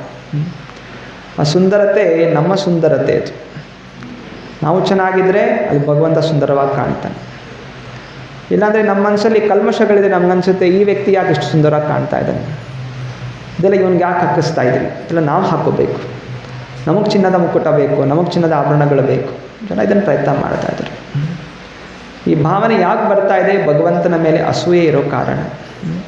ಅದಕ್ಕೆ ಎಲ್ಲ ವಸ್ತುಗಳು ನನ್ನ ಅಲಂಕಾರಕ್ಕೋಸ್ಕರ ಇರುವಂಥದ್ದು ಅಂತ ಭಾವನೆ ಅವರಿಗೆ ಬರುತ್ತೆ. ಅದರಿಂದ ನಿಸ್ವಾರ್ಥ ನಿಷ್ಕಾಮ ಭಾವನೆಯಿಂದ ನಮ್ಮ ಸಾಧನೆ, ನಮ್ಮ ಪಠಣ, ಸೇವೆ ಅನ್ನೋದು ಮಾಡಬೇಕು. ಶ್ರೀಲ ಭಕ್ತಿವಿನೋದ ಠಾಕೂರರು ಜೈವ ಧರ್ಮ ಹಾಗೂ ತಮ್ಮ ಅನೇಕ ಗ್ರಂಥಗಳಲ್ಲಿ ಈ ಭಾಗವತಂ ಪಠಣ ಮಾಡುವಂತಹವರು ಯಾವುದೇ ರೀತಿ ಜನ ಇದ್ದಾರೆ ಅನ್ನುವಂಥ ವಿಭಾಗಗಳು ಮಾಡಿದ್ದಾರೆ. ಜೊತೆಯಲ್ಲಿ ಪಠಣ ಮಾಡೋದಂದರೆ ಓದೋದಲ್ಲದೆ ಭಗವಂತನ ಮಂದಿರಕ್ಕೆ ಬರುವಂಥವ್ರು ಎಂತೆಂಥ ಜನ ಇದ್ದಾರೆ. ಭಗವದ್ಗೀತೆಯಲ್ಲಿ ಕೃಷ್ಣ ಸಂಕ್ಷಿಪ್ತವಾಗಿ ಹೇಳಿದ್ದ 4 ಥರದ ಜನ ನನ್ನ ಹತ್ರ ಬರ್ತಾರೆ. ಅರ್ಥಾರ್ಥಿ, ಜಿಜ್ಞಾಸೋ, ಜ್ಞಾನಿ. ಯಾರಿಗೆ ಹಣದ ಅವಶ್ಯಕತೆ ಇದೆ, ಜೀವನದಲ್ಲಿ ಕಷ್ಟಗಳಿದೆ, ಇದೇನಂತ ತಿಳ್ಕೊಬೇಕು ಅಂತ ಆಸಕ್ತಿ ಇದೆ, ಹಾಗೂ ಸೇವೆ ಮಾಡಬೇಕು ಅಂತ ಭಾವನೆ ಇದೆ. ಸೊ 4 ಥರ ಜನ ಬರ್ತಾರೆ. ಹಾಗೆ ಸ್ವಲ್ಪ ಜನ ಬರೋದಿಲ್ಲ, 4 ಥರ ಜನ ಬರೋದಿಲ್ಲ. ಅವರೆಲ್ಲ ಯಾರು? ಆಸುರಿ ಗುಣದವರು, ಅಸೂಯೆ ಪಡುವಂಥವರು, ದುಷ್ಟಬುದ್ಧಿ ಇರುವಂಥವರು, ಅಧಮರು. ನನ್ನ ಹತ್ರ ಬರೋದಿಲ್ಲ. ಸೊ ಹೀಗೆ ಇನ್ನೂ ಅದನ್ನು ಆಳವಾಗಿ ವಿಭಾಗಗಳು ಮಾಡಿದ್ದಾರೆ. ಶ್ರೀಲ ಭಕ್ತಿವಿನೋದ ಠಾಕೂರರು ಭಾಗವತ ಓದುವಂಥವ್ರು ಸುಮಾರು ಜನ ಇದ್ದಾರೆ, ಕೇಳಿಸ್ಕೊಳ್ಳೋಂಥವ್ರು ಸುಮಾರು ಜನ ಇದ್ದಾರೆ. ಆದರೆ ಕೇಳಿಸ್ಕೊಂಡು ದುರುಪಯೋಗ ಪಡಿಸ್ಕೋಬೇಕು ಅಂತ ಕೇಳಿಸ್ಕೋತಾರೆ, ನಾನೇನು ಲಾಭ ಪಡ್ಕೋಬೇಕು ಅಂತಲ್ಲ. ಸೊ 10 ಥರದ ಜನ ಇದ್ದಾರಂತೆ. ಸೊ ಭಾಗವತ ಓದುವಂಥವ್ರಂತ ಆಗಲಿ ಅಥವಾ ಆಧ್ಯಾತ್ಮಿಕ ವಿಷಯಗಳು ತಿಳ್ಕೊಳ್ಳೋಕೆ ಪ್ರಯತ್ನ ಮಾಡುವವರಲ್ಲಿ ದುರುಪಯೋಗ ಪಡಿಸ್ಕೊಳ್ಳೋಂಥವ್ರು. ಮೊದಲನೇ ವ್ಯಕ್ತಿ ಪಾಪಗ್ರಾಹಿ. ಸೊ ಪಾಪಗ್ರಾಹಿ ಅಂತ ವ್ಯಕ್ತಿ ಅವನ ಶಾಸ್ತ್ರಗಳ ಓದ್ಬಿಟ್ಟು ತಾನು ಮಾಡ್ತಾ ಇರೋದು ಸರಿ, ಅದನ್ನು ಇದು ಮಾಡಲಿಕ್ಕೆ ಎಲ್ಲೆಲ್ಲೋ ಹುಡುಕ್ತಾನೆ, ಶಾಸ್ತ್ರಗಳನ್ನ ಹುಡುಕ್ತಾನೆ. ಬೇರೆ ಬೇರೆ ಸಮಯಗಳಲ್ಲಿ ಬೇರೆ ರೀತಿಯ ಪದ್ಧತಿಗಳು, ನಿಯಮಗಳು ಕೊಟ್ಟಿರ್ತಾರೆ. ಅರೆ ತಾನು ಮಾಡಿದ್ದೆ ಸರಿ ಅಂತ ನೋಡ್ಕೊಳ್ಳೋಕ್ಕೋಸ್ಕರ ಯಾವುದೇ ಸನ್ನಿವೇಶಗಳಿಗೆ ಬೇರೆಯವ್ರು ಏನು ಮಾಡಿದ್ರು ಆ ಸನ್ನಿವೇಶ ನಂದು ಅಂತ ಅದನ್ನು ನಿರ್ಣಯಗೊಳಿಸಲಿಕ್ಕೆ ಓದ್ತಾನೆ, ಅವನು ಪಾಪಗ್ರಾಹಿ. ಅನಂತರ ವ್ಯಾಕರಣ ಪಾತಕ. ವ್ಯಾಕರಣ ಪಾತಕ ಅವನು ಓದ್ತಾ ಇರೋದು ಕೇವಲ ಇದರಲ್ಲಿ ಏನು ವ್ಯಾಕರಣ ಹೇಗಿದೆ, ಯಾವ ಥರ ಅಕ್ಷರಗಳು ಜೋಡಿಸಿ ಬರೆದಿದ್ದಾರೆ, ಅದರ ಉದ್ದೇಶ ತಿಳ್ಕೊಳ್ಳೋಕೆ ಆಸಕ್ತಿ ಇಲ್ಲ. ಕೇವಲ ಅದರಲ್ಲಿ ಏನೂ ಅರ್ಥ ತಿಳಿಯದೆ ಕೇವಲ ವ್ಯಾಕರಣಗಳನ್ನು ಓದುವಂಥದ್ದು. ಮೂರನೇ ಅವನು ತರ್ಕವಾದಿ. ಓದ್ಬಿಟ್ಟು ಬೇರೆಯವ್ರನ್ನ ಸೋಲಿಸ್ಬೇಕು, ನಾನೇ ಪಂಡಿತ, ಹೋಗೋದು ಹಿಂಗೇನು ಗೊತ್ತಿಲ್ಲ, ನಾನೆಲ್ಲ ತಿಳ್ಕೊಂಡಿದ್ದೀನಿ ಅಂತ ತೋರಿಸ್ಕೊಳ್ಳೋಕ್ಕೋಸ್ಕರ ಅಧ್ಯಯನ ಮಾಡ್ತಾರೆ, ತರ್ಕವಾದಿ. ಅನಂತರ ಮಾಯಾವಾದಿ ಎಲ್ಲ ಓದ್ಬಿಟ್ಟು ಭಗವಂತನಿಗೆ ರೂಪ ಇಲ್ಲ, ಭಗವಂತನಿಗೆ ಭಾವನೆಗಳಿಲ್ಲ, ನಿರಾಕಾರ ನಿರ್ಗುಣ, ನಾನು ಕೂಡ ಅವನೇ ಅಂತ ಹೇಳೋದು ಮಾಯಾವಾದಿ. ಅನಂತರ 5ನೇ ಅವನು ರಾಜಭೋಗಿ. ಇದೆಲ್ಲ ಓದಿ ತಿಳ್ಕೊಂಡು ನನಗೆ ಐಶ್ವರ್ಯ ಬರುತ್ತೆ. ಅನೇಕರು ವಿಜ್ಞಾನಿಗಳು ಕೂಡ ಓದ್ತಾರೆ, ಶಾಸ್ತ್ರಗಳು ಓದ್ತಾರೆ. ಅವರು ಓದೋ ಉದ್ದೇಶ ಏನು, ಅಲ್ಲೆಲ್ಲ ಬರೆದಿದೆ, ಚಂದ್ರಲೋಕದಲ್ಲಿ ಹೀಗೆಲ್ಲ ಐಶ್ವರ್ಯ ಇದೆ, ಅನೇಕ ವೈಭವಗಳಿಂದ ಕೂಡಿದೆ, ಅದರಿಂದ ಅವರು ರಾಕೆಟ್ ಮಾಡಿ ಕಳಿಸ್ತಾ ಇದ್ದಾರೆ. ಸೊ ಯಾಕೋಸ್ಕರ ಅಲ್ಲಿ ಏನೋ ಸಂಶೋಧನೆ ಮಾಡಬೇಕು ಅಂತಲ್ಲ, ಯಾಕಂದರೆ ಶಾಸ್ತ್ರ ಹೇಳ್ತಾ ಇದೆ ಚಂದ್ರಲೋಕದಲ್ಲಿ ನಾನಾ ವೈಭವಗಳಿದೆ, ರತ್ನಗಳಿದೆ, ಅದರಿಂದ ಅಲ್ಲಿಂದ ಹೋಗಿ ಇಲ್ಲಂತೂ ಎಲ್ಲ ಖಾಲಿ ಮಾಡಾಯಿತು, ಅಲ್ಲಿಂದ ಹೋಗಿ ಬೇಗ ಹೋಗಿ ಅದನ್ನು ಕಬ್ಬಿಳಿಸ್ಕೋಬೇಕು ಅಂಥೇಳಿ ಅವರು ಸ್ಯಾಟಲೈಟ್ಗಳು ಅದು ಕಳಿಸ್ತಾ ಇದ್ದಾರೆ. ಸೊ ಹೀಗೆ ಐಶ್ವರ್ಯ ಶಕ್ತಿಗಳನ್ನು ಪಡೀಲಿಕ್ಕೋಸ್ಕರ ರಾಜಭೋಗಿ. ಅನಂತರ ವಿರೋಧಿ ಇದರಲ್ಲಿ ಏನೆಲ್ಲ ಇದೆ ಅಂತ ತಿಳಿದು ಇದಕ್ಕೆ ವಿರುದ್ಧವಾಗಿ ಏನು ಮಾತಾಡಬೇಕು ಅಂತ ತಿಳಿಯಕ್ಕೆ ಪ್ರಯತ್ನ ಮಾಡುವಂಥ. ಸೊ ಇದೆಲ್ಲ ಇದ್ದಾರೆ ಕೆಲವು ಜನ, ಈ ಜಾಕಿರ್ ನಾಯಕ್ ಅಂತಲ್ಲ ಇದ್ದಾರೆ, ಕೇಳಿದ್ದೀರಾ? ಸೊ ಅವನು ಅನೇಕ ಪ್ರವಚನಗಳು ಕೊಡ್ತಾನೆ. ಅವನ ಏಕೈಕ ಉದ್ದೇಶ, ಅವನು ಶಾಸ್ತ್ರದಿಂದಲೇ ಹೇಳ್ತಾನೆ, ಈ ವೇದದಿಂದ, ಈ ಭಾಗವತದಿಂದ, ಈ ಶ್ಲೋಕದಿಂದ ಈ ಮಾತು ಹೇಳಲಾಗಿದೆ ಅಂತ ಹೇಳಿ ಅವನೇನು ಮಾಡ್ತಾನೆ, ಇದನ್ನು ಓದಬಾರ್ದು. ಇಂತಹ ಒಂದು ಗ್ರಂಥ ನಿಮ್ಮದು. ಈ ಗ್ರಂಥದಲ್ಲಿ ಹೀಗೆ ಎಲ್ಲ ಬೇರೇನೋ ಅವನಿಗೆ ಬೇಕಾಗಿರುವಂಥದ್ದು ಹೇಳಲಾಗಿದೆ ಅಂತ ಹೇಳಿ ಜನರನ್ನು ಪರಿವರ್ತನೆಗೊಳಿಸೋಕ್ಕೆ ಪ್ರಯತ್ನ ಮಾಡ್ತಾನೆ. ವಿರೋಧಿ. ಸಾಮಾಜಿಕ ಸೂತ್ರಧಾರ. ಶಾಸ್ತ್ರಗಳನ್ನು ಓದಿ ಸಮಾಜ ಸೇವೆ ಮಾಡಲಿಕ್ಕೆ ಹೆಚ್ಚು ಪಡುವಂಥವನು ಅಷ್ಟೇ. ಅವನಿಗೊಂದು ನಂಬಿಕೆ ಇಲ್ಲ, ಹೌದು ಇದೆಲ್ಲ ಕೊಟ್ಟಿದ್ದಾರೆ, ಇದೆಲ್ಲ ಓದಿ ನಾವೇನು ತಿಳ್ಕೊಬೇಕಾಗಿದೆ, ಸಮಾಜದಲ್ಲಿ ಒಳ್ಳೆಯ ವ್ಯಕ್ತಿಗಳಾಗಿರಬೇಕು, ದಾನ ಮಾಡಬೇಕು, ಅಪ್ಪ ಅಮ್ಮನ ಚೆನ್ನಾಗಿ ನೋಡ್ಕೋಬೇಕು, ಹೆಂಡತಿ ಮಕ್ಕಳು ಚೆನ್ನಾಗಿರಬೇಕು, ಅಷ್ಟೇ ಜೀವನ, ಇನ್ನೇನಿಲ್ಲ. ಎಲ್ಲನೂ ಓದಿ ಎಲ್ಲನೂ ಹಂಗೆ ತಿಳ್ಕೊಬಾರ್ದು, ಅದರ ಸಾರಾಂಶ ಬೇಕಾಗಿಲ್ಲ. ಸರಿ, ಈ ನಿಯಮಗಳು ಇಷ್ಟು ಮಾತ್ರ, ಸಮಾಜ ಸೇವೆಗೆ ಏನಾಗಿದೆ ಅಷ್ಟು ಮಾತ್ರ ತೊಗೋತೀನಿ, ಮಿಕ್ಕಿದ್ದು ಬಿಟ್ಬಿಡ್ತೀನಿ, ಇದನ್ನು ಕಾಲ್ಪನಿಕ. ಅನೇಕರು ರಾಮಾಯಣ ಓದ್ತಾರೆ, ಭಗವದ್ಗೀತದೆಲ್ಲ ಹೇಳ್ತಾರೆ, ಅದನ್ನು ಹೇಳ್ತಾರೆ ಓದ್ಬಿಟ್ಟು ಅದು ಕೃಷ್ಣ ಇದನೋ ರಾಮ ಇದನೋ ಅದು ಬೇಕಾಗಿಲ್ಲ ನಮಗೆ. ಅರೆ ಏನೆಲ್ಲ ಸಮಾಜ ಸೇವೆ ಭಾವನೆಗಳು ಮಾತುಗಳಿದೆ ಅದನ್ನು ಸೇರಿಸ್ಕೊಂಡು ಆರಾಮಾಗಿರಿ. ಸೊ ಇದು ಸಾಮಾಜಿಕ ಸೂತ್ರಧಾರ. ಅನಂತರ ಭೇದದರ್ಶಿ ತುಂಬ ಸಣ್ಣವಾದಂತಹ ಒಂದು ಮಾರ್ಗದಲ್ಲಿ ನಡೆಯುವಂಥವನು. ಅಂದರೆ ಏನೋ ಒಂದು ಪದ್ಧತಿ ಕೊಟ್ಟಿರ್ತಾರೆ, ಅದು ಪದ್ಧತಿ ನನಗೆ ಅನುಕೂಲ ಇದೆ, ಅಷ್ಟು ಮಾತ್ರ ಸ್ವೀಕಾರ ಮಾಡ್ತೀನಿ, ಮಿಕ್ಕಿದೆಲ್ಲ ಬಿಟ್ಬಿಡ್ತೀನಿ, ಅದು ಒಬ್ಬ ವ್ಯಕ್ತಿ. ಲೋಕಪ್ರಿಯ. ಸೊ ಇದನ್ನು ಓದೋದ್ರಿಂದ ಜನ ಭಾಗವತ ಓದ್ಬಿಟ್ಟಿದ್ಯಾ, ಶಾಸ್ತ್ರಗಳು ಓದ್ಬಿಟ್ಟಿದ್ಯಪ್ಪ, ಮಹಾನ್ ಪಂಡಿತ ನೀನು. ಸೊ ಲೋಕಪ್ರಿಯಕ್ಕೋಸ್ಕರ, ತನ್ನ ಹೊಗಳಿಕೆಗೋಸ್ಕರ ಅಧ್ಯಯನ ಮಾಡುವಂಥವ್ರು. ವ್ಯರ್ಥವಾದಿ. ಎಲ್ಲ ಓದ್ಬಿಟ್ಟು ಇದು ವೇಸ್ಟ್, ಇದು ಏನು ಇಲ್ಲ ಇದು ಅಂತ ಹೇಳುವಂಥವನು ವ್ಯರ್ಥವಾದಿ. ಸೊ ಹೀಗೆ ನಾನಾ ರೀತಿಯ ವಿಭಾಗಗಳು. ಗುಡಿಗೆ ಬರೋರು ಇರ್ತಾರೆ, ಎಲ್ಲ ಗುಡಿಗೆ ಬರೋರು ಭಕ್ತರಿಗೆ ಅಂತಲ್ಲ, ಕೆಲವು ಗುಡಿಗೆ ಬರ್ತಾರೆ, ಅಲ್ಲಿ ಚಪ್ಪಲಿ ಕಳ್ಳತನ ಮಾಡಲಿಕ್ಕೂ ಬರ್ತಾರೆ ಅಲ್ಲ, ಅವರು ಫಸ್ಟೇ ಬಂದು ನಿಂತಿರ್ತಾರೆ, ಬಂದುಬಿಟ್ಟು ಎಲ್ಲ ನಾವಾಗಿ ಮಾಚ್ಕೊಂಡ್ಬಿಟ್ಟು ಕಾಯ್ತಾ ಇರ್ತಾರೆ, ಯಾರು ಚಪ್ಪಲಿ ಬಿಟ್ಟು ಹೋಗ್ತಾರೆ, ಕತ್ಕೊಂಡು ಹೋಗೋಣ, ಪಿಕ್ ಪಾಕೆಟ್ ಮಾಡೋರು ಇರ್ತಾರೆ. ಅದಕ್ಕೆಲ್ಲ ಅನೌನ್ಸ್ಮೆಂಟ್ ತೀರ್ಥಕ್ಷೇತ್ರಗಳಿಗೆ ಹೋದಾಗ ಅನೌನ್ಸ್ಮೆಂಟ್ ಮಾಡ್ತಾರೆ, ಎಚ್ಚರ ಇರಿ, ಜೇಬ್ ಕಳ್ಳರಿದ್ದಾರೆ, ಎಚ್ಚರ ಇರಿ ಅಂತ. ಅವನು ಅಲ್ಲಿಗೆ ಬಂದಿದ್ದಾನೆ, ತೀರ್ಥಕ್ಷೇತ್ರಕ್ಕೆ ಬಂದಿದ್ದಾನೆ. ಅವನ ಉದ್ದೇಶ ಭಗವಂತನ ನೋಡಬೇಕು, ಪರಿವರ್ತನೆ ಆಗಬೇಕು ಅಂತಲ್ಲ. ಸೊ ಹಾಗೆ ಹೀಗೆಲ್ಲ ವಿಭಾಗಗಳು.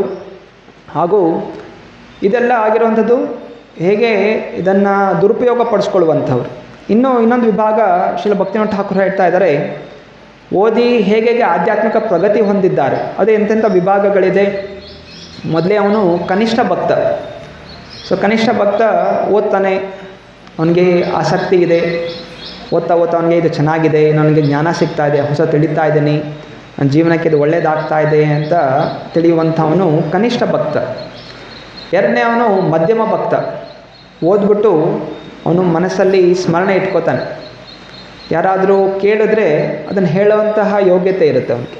ಸೊ ಇನ್ನು ಮಧ್ಯಮ ಭಕ್ತ ಅಂದರೆ ಓದ್ತಾ ಇರೋದ್ರಿಂದ ಹೀಗೆ ಪ್ರಗತಿ ಆಗುತ್ತೆ ಶ್ರದ್ಧೆಯಿಂದ ಓದುವವರಲ್ಲಿ. ಮೂರನೇ ಅವನು ಉತ್ತಮ ಭಕ್ತ. ಉತ್ತಮ ಭಕ್ತ ಶಾಸ್ತ್ರಗಳನ್ನ ಓದಿ ಇದರ ಸಾಂಶ ತಿಳ್ಕೊಂಡು ಯಾರಾದರೂ ವಾದ ಮಾಡೋಕ್ಕೆ ಬಂದರೆ, ವಿರುದ್ಧವಾಗಿ ವಾದ ಮಾಡೋಕ್ಕೆ ಬಂದರೆ, ಇಲ್ಲ ಶಾಸ್ತ್ರದಲ್ಲಿ ಈ ರೀತಿ ಕೊಟ್ಟಿದ್ದಾರೆ, ಅದರಿಂದ ನಾವು ಶಾಸ್ತ್ರಗಳಲ್ಲಿ ಈ ರೀತಿ ಭಗವಂತ, ಕೃಷ್ಣ ಭಗವಂತ, ಗುರು, ಇದೆಲ್ಲ ಇದ್ರ ಬಗ್ಗೆ ಅವನು ಅದನ್ನು ವಾದ ಮಾಡಿ ತಪ್ಪು ಅಭಿಪ್ರಾಯಗಳನ್ನು ಸೋಲಿಸುವಂತಹ ಶಕ್ತಿ ಇಟ್ಕೊಂಡಿರ್ತಾನೆ, ಅವನು ಉತ್ತಮ ಅಧಿಕಾರಿ. ಅನಂತರ ನಾಲ್ಕನೇ ಅವನು ಭಜನಶೀಲ. ಶಾಸ್ತ್ರಗಳನ್ನು ಓದಿ ಅವನು ತನ್ನ ಭಜನೆಗೋಸ್ಕರ, ತನ್ನ ವೈಯಕ್ತಿಕವಾದ ಪೂಜೆಗೋಸ್ಕರ ಅದರಿಂದ ತಿಳ್ಕೊಂಡು ಅವನು ಮುಂದುವರಿತಾನೆ. ಇನ್ನು ಹೇಗೆ ಸೂಕ್ಷ್ಮವಾಗಿ ಬೆಳಿಬೇಕು, ಏನೇನು ಭಾವನೆಗಳಿಂದ ನಾನು ಆರಾಧನೆ ಮಾಡಬೇಕು, ಸೊ ಹೀಗೆ ಬೆಳೆಯುವಂಥವನು. ಅನಂತರ ಐದನೇ ಅವನು ಸಂಘಶುದ್ಧ. ಶಾಸ್ತ್ರಗಳನ್ನು ಓದಿ ಅವನಿಗೆ ತಿಳಿಯುತ್ತೆ, ಹೌದು ಒಬ್ಬಂಟಿಯಾಗಿ ನಾನು ಸಾಧನೆ ಮಾಡಲಿಕ್ಕೆ ಆಗೋದಿಲ್ಲ, ನನಗೆ ಸಂಘ ಬೇಕು, ಭಕ್ತರ ಸಂಘದಲ್ಲಿರಬೇಕು.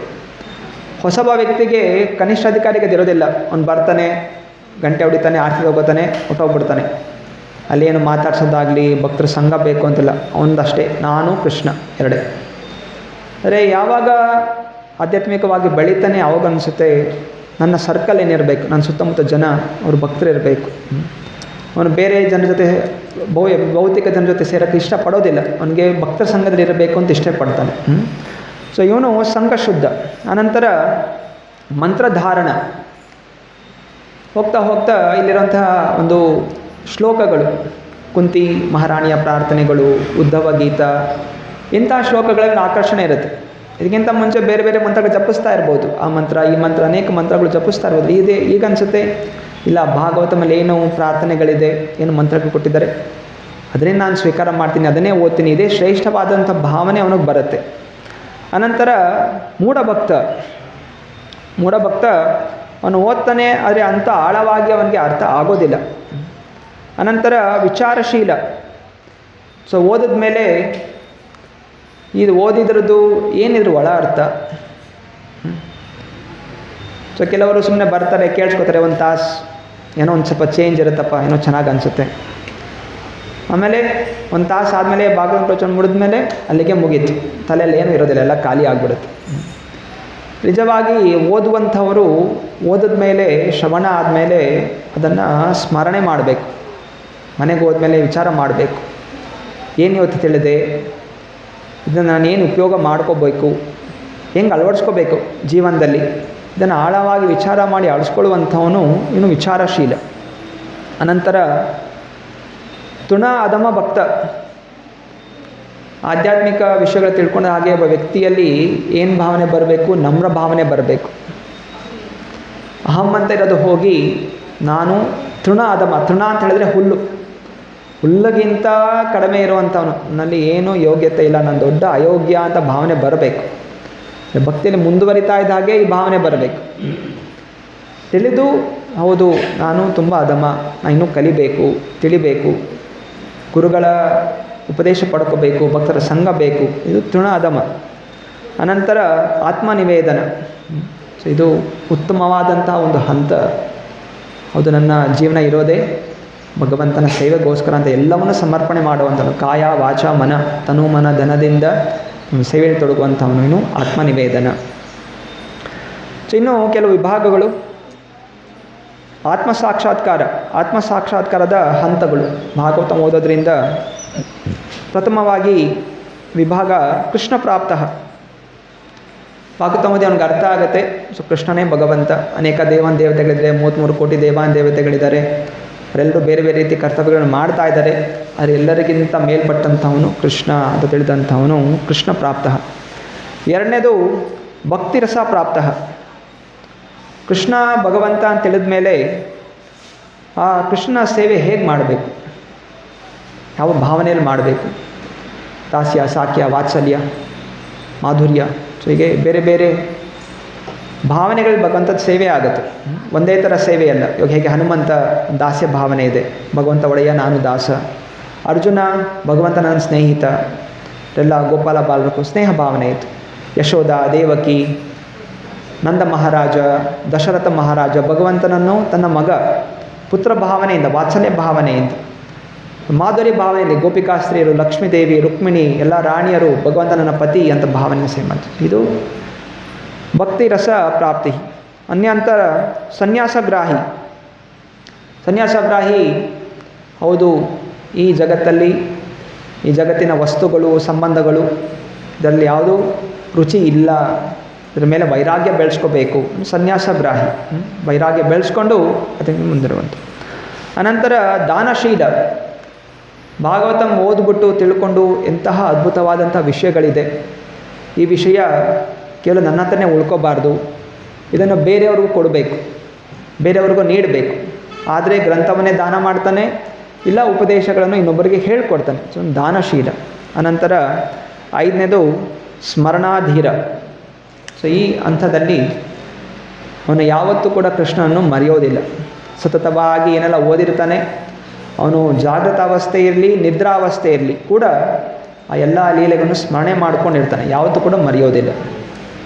ಅನಂತರ ಇನ್ನೊಂದು ವಿಭಾಗ, ಈ ಭಾಗವತ ಓದೋದ್ರಲ್ಲಿ ಎಂತೆಂಥ ಜನ ಇದ್ದಾರೆ, ಯಾವ ರೀತಿ ಅವರಿಗೆ ಪ್ರೇರಣೆ ಏನು ಸಿಗ್ತಾ ಇದೆ ಅವರಿಗೆ. ಮೊದಲೇ ಅವನು ಭಕ್ತನಾದಂಥವನು ಭಕ್ತಿ ಮಾಡಬೇಕು ಅಂತ ಪ್ರೇರಣೆ. 2ನೇ ಅವನು ಕರ್ಮಿ. ಹೌದು, ಎಂತೆಂಥ ರಾಜರಿದ್ದರು, ಪಾಂಡವರಿದ್ದರು, ಅಂಬರೀಷ್ ಮಹಾರಾಜ ಇದ್ದ, ಅವರೆಲ್ಲ ಧ್ರುವ ಮಹಾರಾಜ ಇದ್ದ, ಎಲ್ಲ ಕಥೆಗಳು ಓದಿ ಹೌದು ನೋಡಿ ಎಷ್ಟು ಸಾಧನೆ ಮಾಡಿದ್ರು, ರಾಜರಾಗಿದ್ದರು, ನಾನು ಕೂಡ ಏನೋ ಆಗಬೇಕು ಅಂತ ಚಿಂತನೆ ಬರುತ್ತೆ, ಅಂಥದ್ದು ಬೆಳೆಸ್ಕೊತಾನೆ ಕರ್ಮಿ. 3ನೇ ಅವನು ಜ್ಞಾನಿ. ಇನ್ನು ಕೆಲವು ಹಂತಗಳಲ್ಲಿ ಬೇರೆ ಬೇರೆ ರಾಜರು ತ್ಯಾಗ ಮಾಡಿದ್ರು, ಹೌದು ಇದೆಲ್ಲ ತಾತ್ಕಾಲಿಕ, ಇದರಿಂದ ನಾನು ದೂರ ಇರಬೇಕು, ಭೌತಿಕ ವಸ್ತುಗಳು ತ್ಯಾಗ ಮಾಡಬೇಕು ಅಂತ ಬೆಳೆಸ್ಕೊಂಡು ಜ್ಞಾನಿ. 4ನೇ ಯೋಗಿ. ಅನೇಕ ಋಷಿಗಳ ಕಥೆ ಇದೆ, ಅವರು ಸಿದ್ಧಿಗಳನ್ನು ಬೆಳೆಸ್ಕೊಂಡಿದ್ದರು. ಹೇಗೆ ಚಿತ್ರಕೇತು ಮಹಾರಾಜ ಅವನು ವಿಮಾನದಲ್ಲಿ ಹಾರಾಡ್ತಾ ಇದ್ದ, ಕಪಿಲ ಮುನಿಗಳ ತಂದೆ ಕರ್ದಮ ಮುನಿ ಅವರು ಕೂಡ ದೇವಹೂತಿಗೆ ಒಂದು ದೊಡ್ಡ ವಿಮಾನ ಮಾಡಿಸಿದ್ರು ತಮ್ಮ ತಪಸ್ಯ ಬಲದಿಂದ. ಇದೆಲ್ಲ ಶಕ್ತಿಗಳು ಸಿಗುತ್ತೆ, ಅದರಿಂದ ಆಕರ್ಷಿತರಾಗ್ತಾರೆ ಯೋಗಿಗಳು. ಇದನ್ನು ತಪಸ್ವಿ, ಅವರು ಕೂಡ ತಪಸ್ಯಗಳಿಂದ ಹೇಗೆ ನರನಾರಾಯಣ ಋಷಿಗಳು ತಪಸ್ಯ ಮಾಡ್ತಾಯಿದ್ರು, ಅದರಿಂದ ಸಿಗುವಂಥ ಲಾಭಗಳಿಂದ ಆಕರ್ಷಿತರಾಗ್ತಾರೆ. ಇದರ ಆಸ್ತಿಕ, ಶ್ರದ್ಧೆಯನ್ನು ಜಾಸ್ತಿ ಬೆಳೆಸ್ಕೋತಾರೆ. ನಾಸ್ತಿಕ, ವಿರುದ್ಧವಾದಂತಹ ಶಾಸ್ತ್ರಗಳನ್ನು ಅವರು ವಿರೋಧಿಸ್ತಾರೆ. ಕೌಟುಕಗ್ರಾಹಿ. ಸೊ ಇನ್ನೂ ಆಸಕ್ತಿ, ಪ್ರವಚನ ಕೇಳಿ ಕೇಳಿ ಇನ್ನೂ ತಿಳ್ಕೋಬೇಕು, ಆದರೆ ಭಕ್ತಿ ಮಾಡಬೇಕು ಅಂತ ಭಾವನೆ ಬಂದಿರಲ್ಲ. ಇನ್ನೂ ತಿಳ್ಕೋಬೇಕು ಅಂತ ಆಸಕ್ತಿ ಇದೆ, ಆದರೆ ಭಕ್ತಿ ಮಾಡಬೇಕು ಅಂತ ಭಾವನೆ ಬಂದಿಲ್ಲ. ಸೊ ಅವನು ಕೌತುಕಗ್ರಾಹಿ. ಅನಂತರ ರಾಜನೀತಿ ವಿತ್ತ.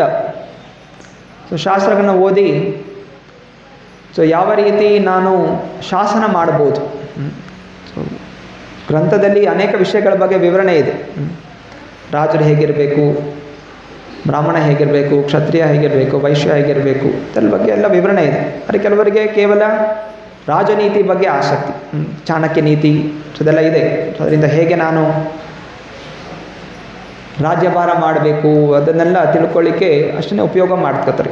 ಅನೇಕ ದೊಡ್ಡ ದೊಡ್ಡ ಫ್ಯಾಕ್ಟ್ರಿಗಳಲ್ಲಿ, ಕಂಪ್ನಿಗಳಲ್ಲೂ ಕೂಡ ಅವರು ಕೆಲವೊಮ್ಮೆ ಸೆಷನ್ಸ್ ನಡೆಸ್ತಾರೆ, ಭಗವದ್ಗೀತೆಯಿಂದ ಮೋಟಿವೇಶನ್ ಕ್ಲಾಸಸ್ ಅಂತ.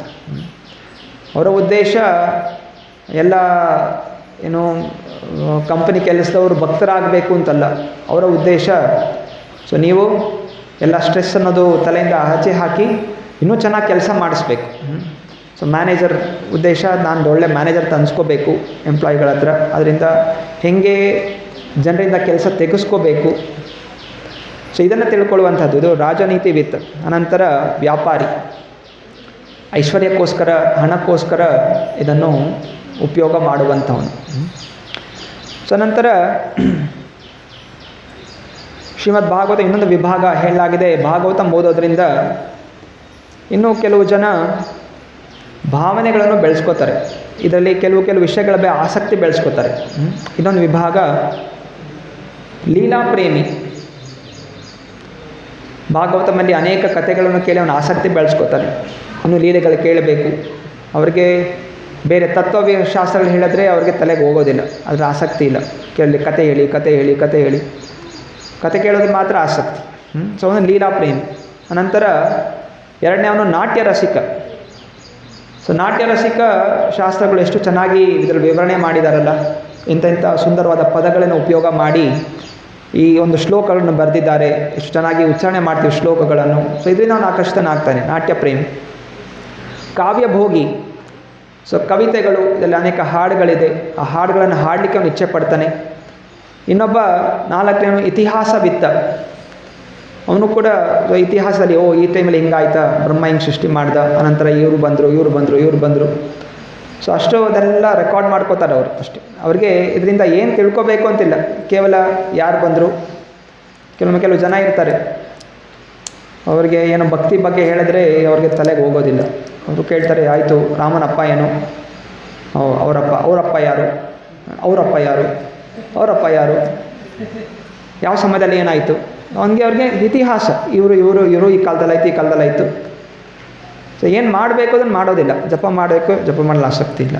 ಆದರೆ ಕೇವಲ ಇತಿಹಾಸದ ಒಂದು ಇದರಲ್ಲಿ ತಿಳ್ಕೊಂಡು ತಾನು ಎಲ್ಲ ತಿಳ್ಕೊಂಡ್ಬಿಟ್ಟಿದ್ದೀನಿ, ಇದ್ರ ಮೇಲೆ ಆಸಕ್ತಿ.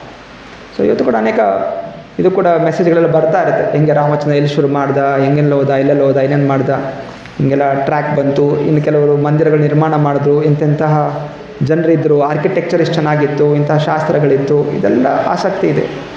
ಸರಿ, ಇದನ್ನು ತಿಳಿದು ನೀವು ಏನು ಮಾಡ್ತಾ ಇದ್ದೀರಾ, ಏನು ಮಾಡಬೇಕು, ತಪಸ್ಸೆ ಮಾಡಬೇಕು, ಅದಕ್ಕೆ ಮೇಲೆ ಆಸಕ್ತಿ ಇಲ್ಲ. ಸೊ ಇವರೆಲ್ಲ ಇತಿಹಾಸವಿತ್ತ. ಅನಂತರ ತತ್ವವೇತ್ತ. ಸೊ ತತ್ವವೇತ್ತ ಪ್ರತಿಯೊಂದು ಶ್ಲೋಕದಲ್ಲೂ ಈ ಆಧ್ಯಾತ್ಮಿಕ ವಿಷಯಗಳೇನಿದೆ ಅಂತ ತಿಳ್ಕೊಳ್ಳುವಂಥವನು. ಯಾವುದೇ ಮಾತಿರಲಿ, ಯಾವುದೇ ಕಥೆ ಇರಲಿ, ಇದರಲ್ಲಿ ಆಧ್ಯಾತ್ಮಿಕ ವಿಷಯ ಏನಿದೆ ಅಂತ ತಿಳ್ಕೊಳ್ಳುವಂಥವನು ತತ್ವವೇತ್ತ. ನಂತರ ವ್ಯಾಖ್ಯಾಕರ್ತ. ಸೊ ವ್ಯಾಖ್ಯಾಕರ್ತ ಅವನು ಇದನ್ನು ಬೇರೆ ಬೇರೆ ರೀತಿ ಅನುವಾದ ಮಾಡುವಂಥವನು. ಸೊ ಬೇರೆ ಬೇರೆ ಜನರಿಗೆ, ಮಕ್ಕಳಿಗೆ ಯಾವ ರೀತಿ ಹೇಳಬೇಕು, ದೊಡ್ಡವ್ರಿಗೆ ಯಾವ ರೀತಿ ಹೇಳಬೇಕು, ಸೊ ಆ ರೀತಿ ವ್ಯಾಖ್ಯಾನ ಕೊಡುವಂಥವನು. ಸಂಕೀರ್ತನ ಪ್ರಚಾರಕ ತಿಳಿದು ಇದನ್ನು ಇನ್ನೊಬ್ಬರಿಗೆ ಸುಲಭವಾಗಿ ಹೇಳಲಿಕ್ಕೆ, ತಿಳ್ಕೊಳ್ಳಿಕ್ಕೆ ಪ್ರಯತ್ನ ಮಾಡುವಂಥವನು. ಅನಂತರ ಕಥಾವಾಚಕ. ಸೊ ದೊಡ್ಡ ಕಥೆಗಳು, ಪ್ರವಚನಗಳು ಕೊಡ್ತಾನೆ, ಭಾಗವತ ಸಪ್ತಾಹಗಳು ಇಟ್ಕೋತಾನೆ. ಸೊ ಅನೇಕ ಸಾವಿರಾರು ಜನಕ್ಕೆ ಹೇಳ್ತಾನೆ. ಸೊ ಜನ ಹಾಡ್ತಾನೆ, ಕಡಿಮೆ ಅಳ್ತಾನೆ. ನಿಜವಾಗಿ ಒಳಗಡೆ ಏನು ಭಕ್ತಿ ಇಲ್ಲ. ಸೊ ಎರಡು ರೀತಿಯೂ ಇದ್ದಾರೆ. ಕಥಾವಾಚಕ ನಿಜವಾಗ್ಲೂ ಅರತ್ತು ಕಥಾ ಹೇಳುವಂಥವ್ರು ಇರ್ತಾರೆ, ಕೆಲವು ದುಡ್ಡು ಮಾಸ್ಕೊಳ್ಳೋಕ್ಕೋಸ್ಕರ. ಇವತ್ತಿನ ದಿವಸ ಪ್ರವಚನ ಹೇಳೋದು ಒಂದು ದೊಡ್ಡ ವ್ಯಾಪಾರ ಆಗಿಬಿಟ್ಟಿದೆ. ಒಂದೊಂದು ಕಥಾ ಭಾಗವತಂ ಸಪ್ತಾಹ ಹಾಕಬೇಕು ಅಂದರೆ ಲಕ್ಷಾಂತರ ರೂಪಾಯಿ ಖರ್ಚಿಸ್ತಾರೆ. ಸೊ ಹೀಗೆ ಜನ ಕಥಾವಾಚಕ. ನಂತರ ಶಾಸ್ತ್ರದರ್ಶಿ ಬೇರೆ ಬೇರೆ ಶಾಸ್ತ್ರಗಳನ್ನ ಹೋಲಿಕೆ ಮಾಡ್ತಾನೆ. ಇದರಲ್ಲಿ ಏನು ಕೊಟ್ಟಿದ್ದಾರೆ, ಭಾಗವತಮಲ್ಲಿದೆ, ಬೇರೆ ಪುರಾಣಗಳೇನಿದೆ, ಬೇರೆ ವೇದಗಳೇನಿದೆ. ಸೊ ಹೀಗೆ ಅದನ್ನು ಕಂಪೇರ್ ಮಾಡುವಂಥವನು. ಅನಂತರ ಅವತಾರ ಅನ್ವೇಷಿಕ. ಯಾವ ಅವತಾರಗಳಿದೆ ಅದನ್ನು ತಿಳಿದು ಆ ಅವತಾರಗಳಿಗೆ ಆಸಕ್ತಿ ಹೊಂದುವಂಥವನು. ಸೊ ಈಗ ಇನ್ನೂ ಅನೇಕ ರೀತಿಯ ವಿಭಾಗಗಳಿದೆ. ಸೊ ಭಕ್ತಿನಾಥ ಠಾಕೂರರು ಹೀಗೆ ಹೇಳ್ತಾ ಇದ್ದಾರೆ, ಈ ರೀತಿ ಅನೇಕ ಥರದ ವಿಭಾಗಗಳಿದೆ. ಹಾಗೆಯೇ ಬಂದಿದ್ದೀವಿ. ಇವಾಗ ಇಲ್ಲಿ ಇಷ್ಟು ಜನ ಕೂತಿದ್ದೀರ, ಈ ಜನ ಕೂತಿರೋದು ಮನಸ್ಸು ಕೂಡ ಒಂದೊಂದು ವಿಭಾಗಗಳು ಬಂದಿರುವಂಥದ್ದು. ಅಂದ್ಕೊಂಡು ನಾವೆಲ್ಲ ಭಕ್ತರು, ಎಲ್ಲರೂ ತಿಲಕ ಹಚ್ಕೊಂಡಿದ್ದೀವಿ, ಎಲ್ಲರೂ ಧೋತಿ ಕೊಡ್ತಾ ಹಾಕ್ಕೊಂಡಿದ್ದೀವಿ, ಎಲ್ಲರೂ ಒಂದೇ ಮಂತ್ರ ಜಪಿಸ್ತಾ ಇದ್ದೀವಿ. ಆದರೆ ಒಬ್ಬೊಬ್ಬನ ಬುದ್ಧಿ ಒಂದೊಂದು ಹಂತದಲ್ಲಿರುತ್ತೆ. ಆದರೆ ಇದು ಎಲ್ಲಿ ಸೇರಬೇಕದು, ಎಲ್ಲೇ ಇರಲಿ, ಶುರುವಿನಲ್ಲಿ ಎಲ್ಲೋ ಶುರು ಮಾಡಿರ್ಬೋದು, ಆದರೆ ಅಂತಿಮವಾಗಿ ನಿಸ್ವಾರ್ಥ ನಿಷ್ಕಾಮ ಭಕ್ತಿಗೆ ಬರಬೇಕು. ಅದರಿಂದ ನಾವು ಇದನ್ನು ತಿಳಿಬೇಕು. ಆಗ ನಾವು ಯೋಚನೆ ಮಾಡಿ, ಹೌದು ಏನಕ್ಕೆ ಬಂದಿದ್ದೀನಿ ಕ್ಲಾಸಿಗೆ, ಸುಮ್ಮನೆ ತಿಳ್ಕೊಂಬಿಟ್ಟು ಬೇರೆಯವ್ರಿಗೆ ನಾನು ತೋರಿಸ್ಕೋಬೇಕು ಅಂತ ಬಂದಿದ್ದೀನ, ಸುಮ್ಮನೆ ಇಲ್ಲಿ ಇನ್ನೇನು ಹೇಳ್ತಾರೆ, ಈ ಪ್ರವಚನ ಹೇಳ್ತಾರೆ, ಯೂಟ್ಯೂಬಲ್ಲಿ ಇನ್ನೊಂದು ಪ್ರವಚನ ಕೇಳ್ತೀವಿ, ಅಲ್ಲೇನೋ ಹೇಳಿದ್ರು, ಸುಮ್ಮನೆ ಹಿಂಗೆಲ್ಲ ಏನೇನೋ ಕತೆಗಳು ಬರುತ್ತೆ, ನಿಗೂಢವಾದಂತಹ ಕತೆಗಳು, ಯಾರು ಹೇಳ್ದಿರೋಂಥ ಕತೆಗಳು, ಹಿಂಗೆ ತಿರುಗಿಸಿ ಮರೆಸಿ ಕತೆಗಳು ಹೇಳ್ತಾರೆ. ಓ ಹೌದಾ, ಇಂಥ ಕತೆಗಳಿದೆಯಾ, ಅದಕ್ಕೋಸ್ಕರ ಎಲ್ಲ ಬರ್ತಾ ಇರುವಂಥದ್ದು. ಕತೆಗಳು ಕೇಳ್ತಾ ಇರುವಂಥದ್ದು, ಭಾಗವತಂ ಕ್ಲಾಸು ಕೂಡ್ತಾ ಇರುವಂಥದ್ದು ನಮ್ಮ ಶುದ್ಧೀಕರಣಕ್ಕೋಸ್ಕರ. ಇದು ಆಗ್ತಾ ಇದೆಯಾ, ನನ್ನ ಆತ್ಮ ಎಲ್ಲ ಕಾಮ ವಾಸನೆಗಳಿಂದ ಮುಕ್ತವಾಗ್ತಾ ಇದೆಯಾ, ನನ್ನ ಮನಸ್ಸಿನಲ್ಲಿ ಭಕ್ತರ ಮೇಲೆ, ಭಕ್ತರ ಸಂಘದಲ್ಲಿ ಇರಬೇಕು, ಯಾರ್ದೋ ಉಪದೇಶ ನಾನು ಕೇಳ್ಕೊಂಡು ನಡಿಬೇಕು ಅಂತ ಭಾವನೆ ಬರ್ತಾ ಇದೆಯಾ, ಅಥವಾ ಇನ್ನೂ ಅಹಂಕಾರ, ನಾನು ಯಾರ ಮಾತು ಕೇಳೋದಿಲ್ಲ, ನನ್ನ ಮನಸ್ಸಿಗೆ ಬಂದಾಗ ನಡೀತೀನಿ ಅಂತ ಭಾವನೆ ಇದೆಯಾ. ಇದನ್ನು ಸರಿಪಡಿಸ್ಕೊಂಡು ಮುನ್ನಡಿಬೇಕಾಗಿರುವಂಥದ್ದು. ಶ್ರೀಲ ಪ್ರಭುಪಾದರು ವಿಶ್ವಾದ್ಯಂತ ಪ್ರಚಾರ ಮಾಡಿದ್ರು 80 ವಯಸ್ಸಿನಲ್ಲಿ. ಯಾಕೋಸ್ಕರ ಪ್ರಚಾರ ಮಾಡಿದ್ರು? ಲೋಕ ಕಲ್ಯಾಣಕ್ಕೋಸ್ಕರ. ಎಷ್ಟು ಮಟ್ಟಿಗೆ ನಾನು ಸೇವೆ ಮಾಡುವಂಥ ಭಾವನೆ ಬರ್ತಾ ಇದೆ, ಕೇಳಿಸ್ಕೊಂಡು ನನ್ನ ಸ್ವಾರ್ಥಕ್ಕೋಸ್ಕರ ನಾನು ಒಬ್ಬನೇ ಇಟ್ಕೋತಾ ಇದ್ದೀನ, ಅಥವಾ ನನ್ನ ಒಂದು ಆರಾಮಭರಿತವಾದಂಥ ಸ್ಥಳದಿಂದ ಹೊರ ಹೋಗಲಿಕ್ಕೆ ಪ್ರಯತ್ನ ಮಾಡ್ತಾ ಇದ್ದೀನ. ಮಂದಿರದಲ್ಲಿ ಹಬ್ಬಗಳು ಬರ್ತಾ ಇದೆ, ಹೌದು, ಹಬ್ಬಗಳ ಆಚರಣೆ ಮಾಡಲಿಕ್ಕೆ ನಾನೇನು ಸೇವೆ ಮಾಡ್ಬೋದು, ಹೋಗಿ ಕೇಳ್ತೀನ ಏನು ಸೇವೆ ಇದೆ. ಕರೆದು ಕೇಳಿದ್ರೇ ಹೋಗೋದು, ಕರೆದು ಕೇಳಿದ್ರೂ ಮಾಡೋಕ್ಕೆ ಸಮಯ ಇಲ್ಲ ಅಂತ ಹೇಳ್ತೀನ. ಇಲ್ಲ, ಏನೇ ಕೆಲಸ ಇದ್ದರೂ ಕೂಡ ಇಲ್ಲ, ಹಬ್ಬ ಬರ್ತಾ ಇದೆ, ಇನ್ನೇನೋ ಬರ್ತಾ ಇದೆ, ನಾನು ಹೋಗಿ ಸೇವೆ ಮಾಡಬೇಕು, ಇನ್ನೇನು ಮಾಡ್ಬೋದು, ಏನು ನನ್ನ ಕೈಯಿಂದ ಏನು ಅರ್ಪಣೆ ಮಾಡ್ಬೋದು ನಾನು. ಸೊ ಕೇಳುವಂಥ ಭಾವನೆ ಮೂಡಬೇಕು.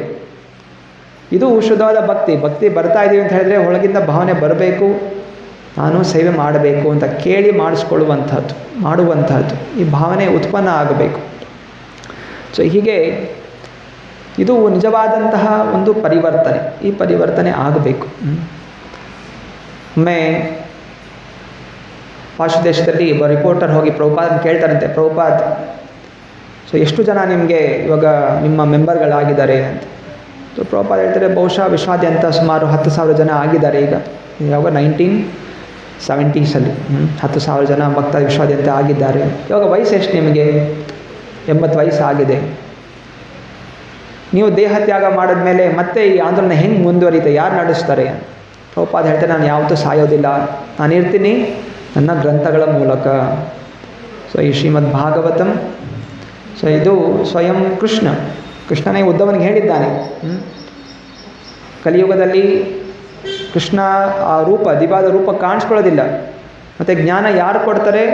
ಕೃಷ್ಣ ಹೇಳ್ತಾನೆ, ನಾನೇ ಪ್ರಕಟವಾಗ್ತೀನಿ ಭಾಗವತ ರೂಪದಲ್ಲಿ. ಸೊ ಭಾಗವತ ಶ್ಲೋಕಗಳು ಸ್ವಯಂ ಕೃಷ್ಣನೇ. ಅದರ ಅಧ್ಯಯನ ಮಾಡೋದ್ರಿಂದ ನೇರವಾಗಿ ನಾವು ಕೃಷ್ಣ ಸಂಘದಲ್ಲಿದ್ದೀವಿ. ಅದ್ರ ಜೊತೆಯಲ್ಲಿ ಪ್ರಭುಪಾದರ ತಾತ್ಪರ್ಯ, ಗುರುಗಳು ಕೂಡ ಇದ್ದಾರೆ. ಪ್ರಭುಪಾದರು ಎಲ್ಲ ಶ್ಲೋಕಗಳನ್ನ ಹೇಗೆ ಅರ್ಥ ಮಾಡ್ಕೋಬೇಕು, ಹೇಗೆ ಇದನ್ನು ಅಳವಡಿಸ್ಕೋಬೇಕು ಅದನ್ನು ವಿವರಿಸಿದ್ದಾರೆ. ಅದರಿಂದ ಶ್ರೀಮದ್ ಭಾಗವತಮನ್ನು ಪ್ರತಿನಿತ್ಯ ಓದೋದ್ರಿಂದ ನಿಮಗೆ ಪ್ರಭುಪಾದರ ಸಂಘ, ಕೃಷ್ಣ ಸಂಘ ಎರಡೂ ಕೂಡ ಆಗುತ್ತೆ.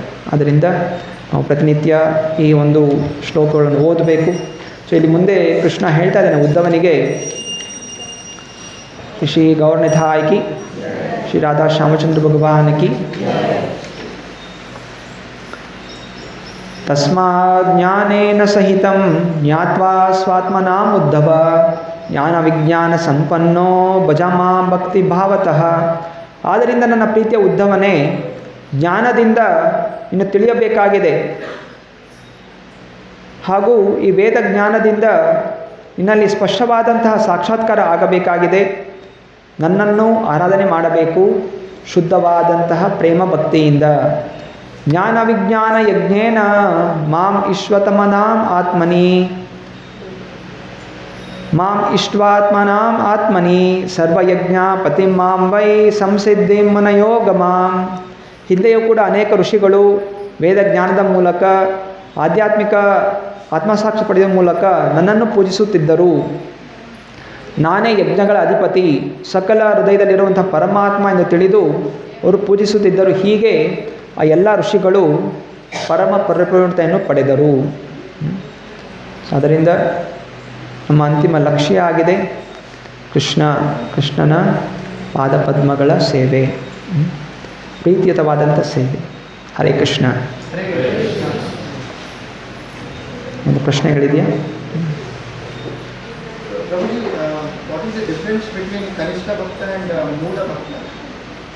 It's a different category.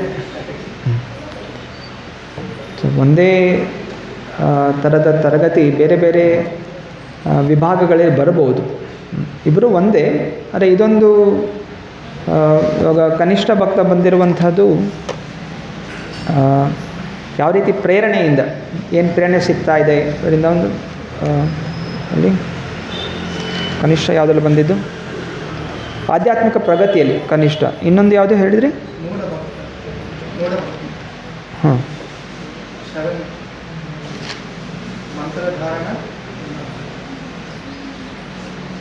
Okay.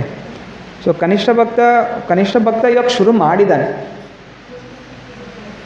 ಅಂದರೆ ಮೂಢ ಭಕ್ತ ಶುರು ಮಾಡಿ ತುಂಬ ಸಮಯ ಆಗಿದೆ, ಆದರೂ ಕೂಡ ಅವನಿಗೆ ಆಳವಾಗಿ ಅರ್ಥ ಮಾಡ್ಕೊಳ್ಳೋಕ್ಕೆ ಅವನಿಗೆ ಬುದ್ಧಿ ಬರ್ತಾ ಇಲ್ಲ.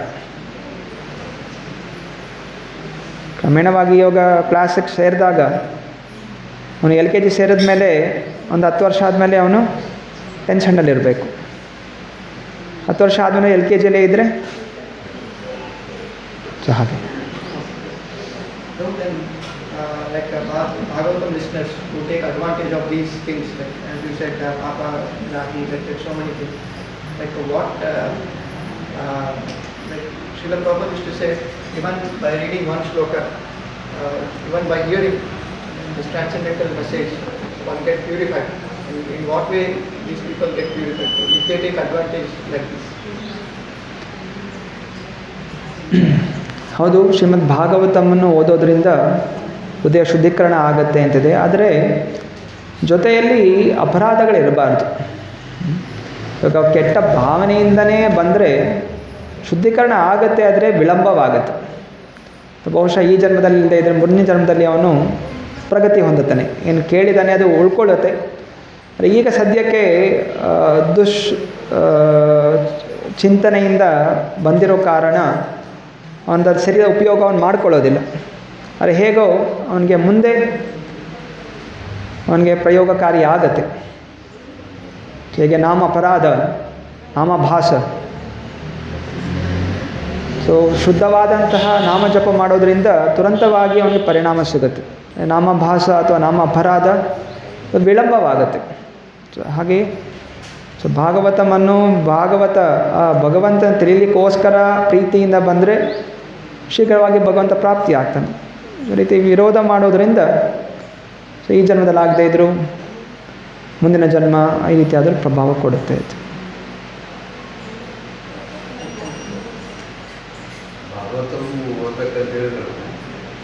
ಓದಬೇಕಂತ ನಾವು ತುಂಬ ಪ್ರಯತ್ನ ಮಾಡ್ತಾ ಇದ್ವಿ. ಆದರೆ ನಮ್ಮ ಇಸ್ಕಾನ್ನಲ್ಲಿ ಸುಮಾರು 12 ಬ್ಯಾಲೆನ್ಸ್ ಟೈಪ್ ಇದೆ. ಕಾಮನ್ನಾಗಿ ಭಾಗವತನ ಎಷ್ಟು ಶ್ಲೋಕ ಇದೆ? ಎಷ್ಟು ಶ್ಲೋಕ ಇದೆ? 80,000 ಶ್ಲೋಕಗಳು. 80,000. 18,000. 18,000. 18,000 ಶ್ಲೋಕ. ಒಂದೇ ಬುಕ್ನಲ್ಲಿ ಇಡೀ ಬುಕ್ಕಿನಲ್ಲಿ ಸಿಗಲ್ವಾ? ಒಂದೇ ಬುಕ್ಕೆ, ಒಂದೇ ಗ್ರಂಥನೇ. ನಮಗೆ ಅಷ್ಟು ದೊಡ್ಡ ಗ್ರಂಥ ತೊಗೊಂಡು ಹೋಗ್ಲಿಕ್ಕಾಗಲ್ಲ ಅಂಥೇಳಿ ಸಣ್ಣ ಸಣ್ಣ ಬುಕ್ಗಳು ಮಾಡಿದ್ದಾರೆ. ಅದೇ ನಾವು ಇಂಟರ್ನೆಟ್ನಲ್ಲಿ ನೋಡಿದ್ವಿ ಮಾಡಬೇಕಂತ. ಅದು ಗೀತಾ ಪ್ರೆಸ್ ಗೋರಖ್ಪುರ್ ಅವರು ಶ್ಲೋಕ ಸಹಿತ ಅಂತೇಳಿ ಒಂದೇ ಬುಕ್ನಲ್ಲಿ ಮಾಡಿದ್ದಾರೆ, 2 ಬುಕ್ನಲ್ಲಿ ಮಾಡಿದ್ದಾರೆ. ಆದರೆ ನಮ್ಮಲ್ಲಿ 8 ಬುಕ್ ಇದೆ. ಅದ್ರಲ್ಲಿ ಕೇವಲ ಅನುವಾದ ಇದೆ, ಆಮೇಲೆ ತಾತ್ಪರ್ಯಗಳಿದೆ. ನಮ್ಮ ಇಸ್ಕಾನ್ನಲ್ಲಿ ತಾತ್ಪರ್ಯ ವಿವರಣೆ ಇದೆ. ಅದು ಭಾಗವತಂ ಶ್ಲೋಕ ಜೊತೆ ಶ್ಲೋಕನ ಹೆಂಗೆ ಅರ್ಥ ಮಾಡ್ಕೋಬೇಕು ಅಂತ ವಿವರಣೆ ಇದೆ. ಪದಗಳ ಅರ್ಥ ಇದೆ. ಸಂಸ್ಕೃತ ಕೂಡ ಕಲಿಬಹುದು, ಆ ಪದದ ಅರ್ಥ ಏನು. ಸೊ ತಾತ್ಪರ್ಯಗಳಿದೆ. ಪ್ರಭುಪಾದ ಅದಕ್ಕೆ ತಾತ್ಪರ್ಯ ವಿಶ್ಲೇಷಣೆ ಕೊಟ್ಟಿದ್ದಾರೆ. ವಿಶ್ಲೇಷಣೆ ಇಲ್ಲದೆ ನಮಗೆ ಅರ್ಥ ಮಾಡಿಕೊಳ್ಳುವಷ್ಟು ಶಕ್ತಿ ಇಲ್ಲ ನಮಗೆ. ಅದಕ್ಕೆ ಅದು ಅನೇಕ ವಾಲ್ಯೂಮ್ಗಳಲ್ಲಿದೆ. ಅದು ಅರ್ಜೆಂಟ್ ಏನಿಲ್ಲ.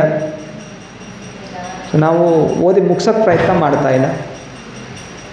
ಪ್ರತಿಯೊಂದು ಶ್ಲೋಕದಲ್ಲೂ ಕೂಡ ಭಾಗವತದ ಸಾರಾಂಶ ಇದೆ. ಅರ್ಥಭರಿತವಾಗಿ ಓದಿದ್ರೆ ಆ ಒಂದು ಶ್ಲೋಕವು ಕೂಡ ನಮಗೆ ಪರಿಪೂರ್ಣತೆಯನ್ನು ಕೊಡಬಹುದು. ನಮ್ಮ ಉದ್ದೇಶ ಪರಿಪೂರ್ಣತೆ ಆಗುವಂಥದ್ದು, ಶುದ್ಧ ಭಕ್ತಿ ಬೆಳೆಸ್ಕೊಳ್ಳುವಂಥದ್ದು. ಶ್ರೀಲ ಭಕ್ತಿನಾಥ ಠಾಕೂರರು ಶ್ರೀಮದ್ ಭಾಗವತಂದು ಪ್ರಥಮ ಶ್ಲೋಕವನ್ನೇ ಎಷ್ಟೋ ದಿವಸಗಳು ಪ್ರವಚನ ಕೊಟ್ಟರು. ಆ ಒಂದು ಶ್ಲೋಕನೇ ನಾವು ಸರಿಯಾಗಿ ಅರ್ಥ ಮಾಡ್ಕೊಂಡ್ಬಿಟ್ರೆ ನಮ್ಮ ಜೀವನ ಪರಿಪೂರ್ಣ ಆಗತ್ತೆ. ಇಲ್ಲ, ಕೆಲವರು ಕಡೆ ಭಾಗದಲ್ಲಿ ಓದಿದ್ರೆ ಸಾಕು ಅಂತ ಇರ್ತಾರೆ. ಅನುವಾದ ಅಷ್ಟೊಂದಿದ್ರೆ ಸಾಕು ಅಂತೇಳಿ ಅರ್ಥ ಬುಕ್ ನಮ್ಮಲ್ಲಿಲ್ವಾ ಇಸ್ಕಾನ್ನಲ್ಲಿ? ಅದೇ ಬುಕ್ ತೊಗೊಂಡು ಓದ್ಬೋದು, ಭಾವಾರ್ಥ ಓದ್ಬೋದು. ಬರೀ ಭಾವಾರ್ಥ ಶ್ಲೋಕ ಓದಕ್ಕೆ ಗೊತ್ತಾಗದೇ ಇದ್ರೂ ಕೂಡ ಅನುವಾದ ಭಾವಾರ್ಥ ಆದರೂ ಓದಬೇಕು.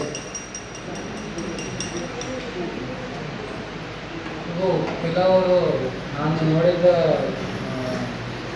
ಬ್ರಾಹ್ಮಣರಂತ ಹೇಳ್ತೀವಲ್ಲ, ಅವರು ಹುಟ್ಟಿದ್ದು ಬ್ರಾಹ್ಮಣ ಒಂದು ಇದರಲ್ಲಿ ಹುಟ್ಟಿರಬಹುದು.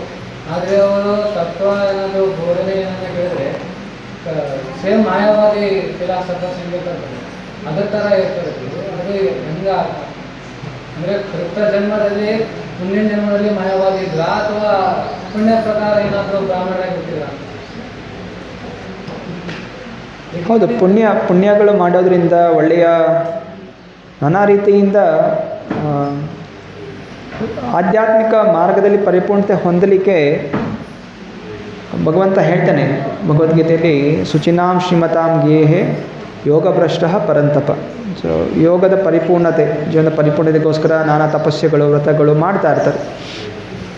ಅದು ಪರಿಪೂರ್ಣ ಆಗದೇ ಇದ್ದರೆ ಭಗವಂತ ಮುಂದಿನ ಜನ್ಮದಲ್ಲಿ ಬ್ರಾಹ್ಮಣ ಕುಲದಲ್ಲಿ ಅಥವಾ ಶ್ರೀಮಂತರ ಕುಲದಲ್ಲಿ ಹುಟ್ಟಲಿಕ್ಕೆ ಅವಕಾಶ ಕೊಡ್ತಾನೆ.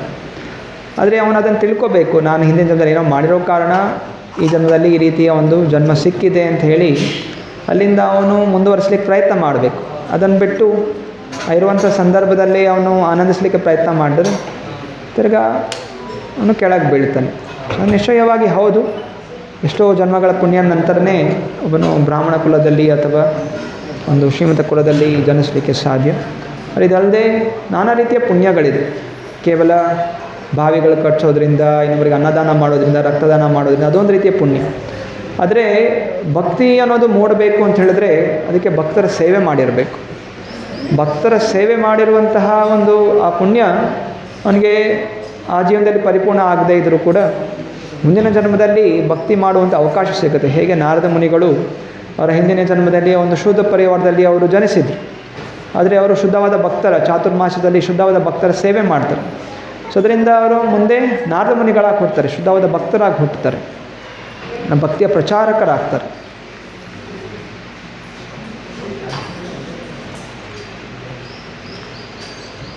ಮಂತ್ರಾಜ್ ಶ್ರೀಮದ್ ಭಾಗವತಂ ಕಿ ಜಯ.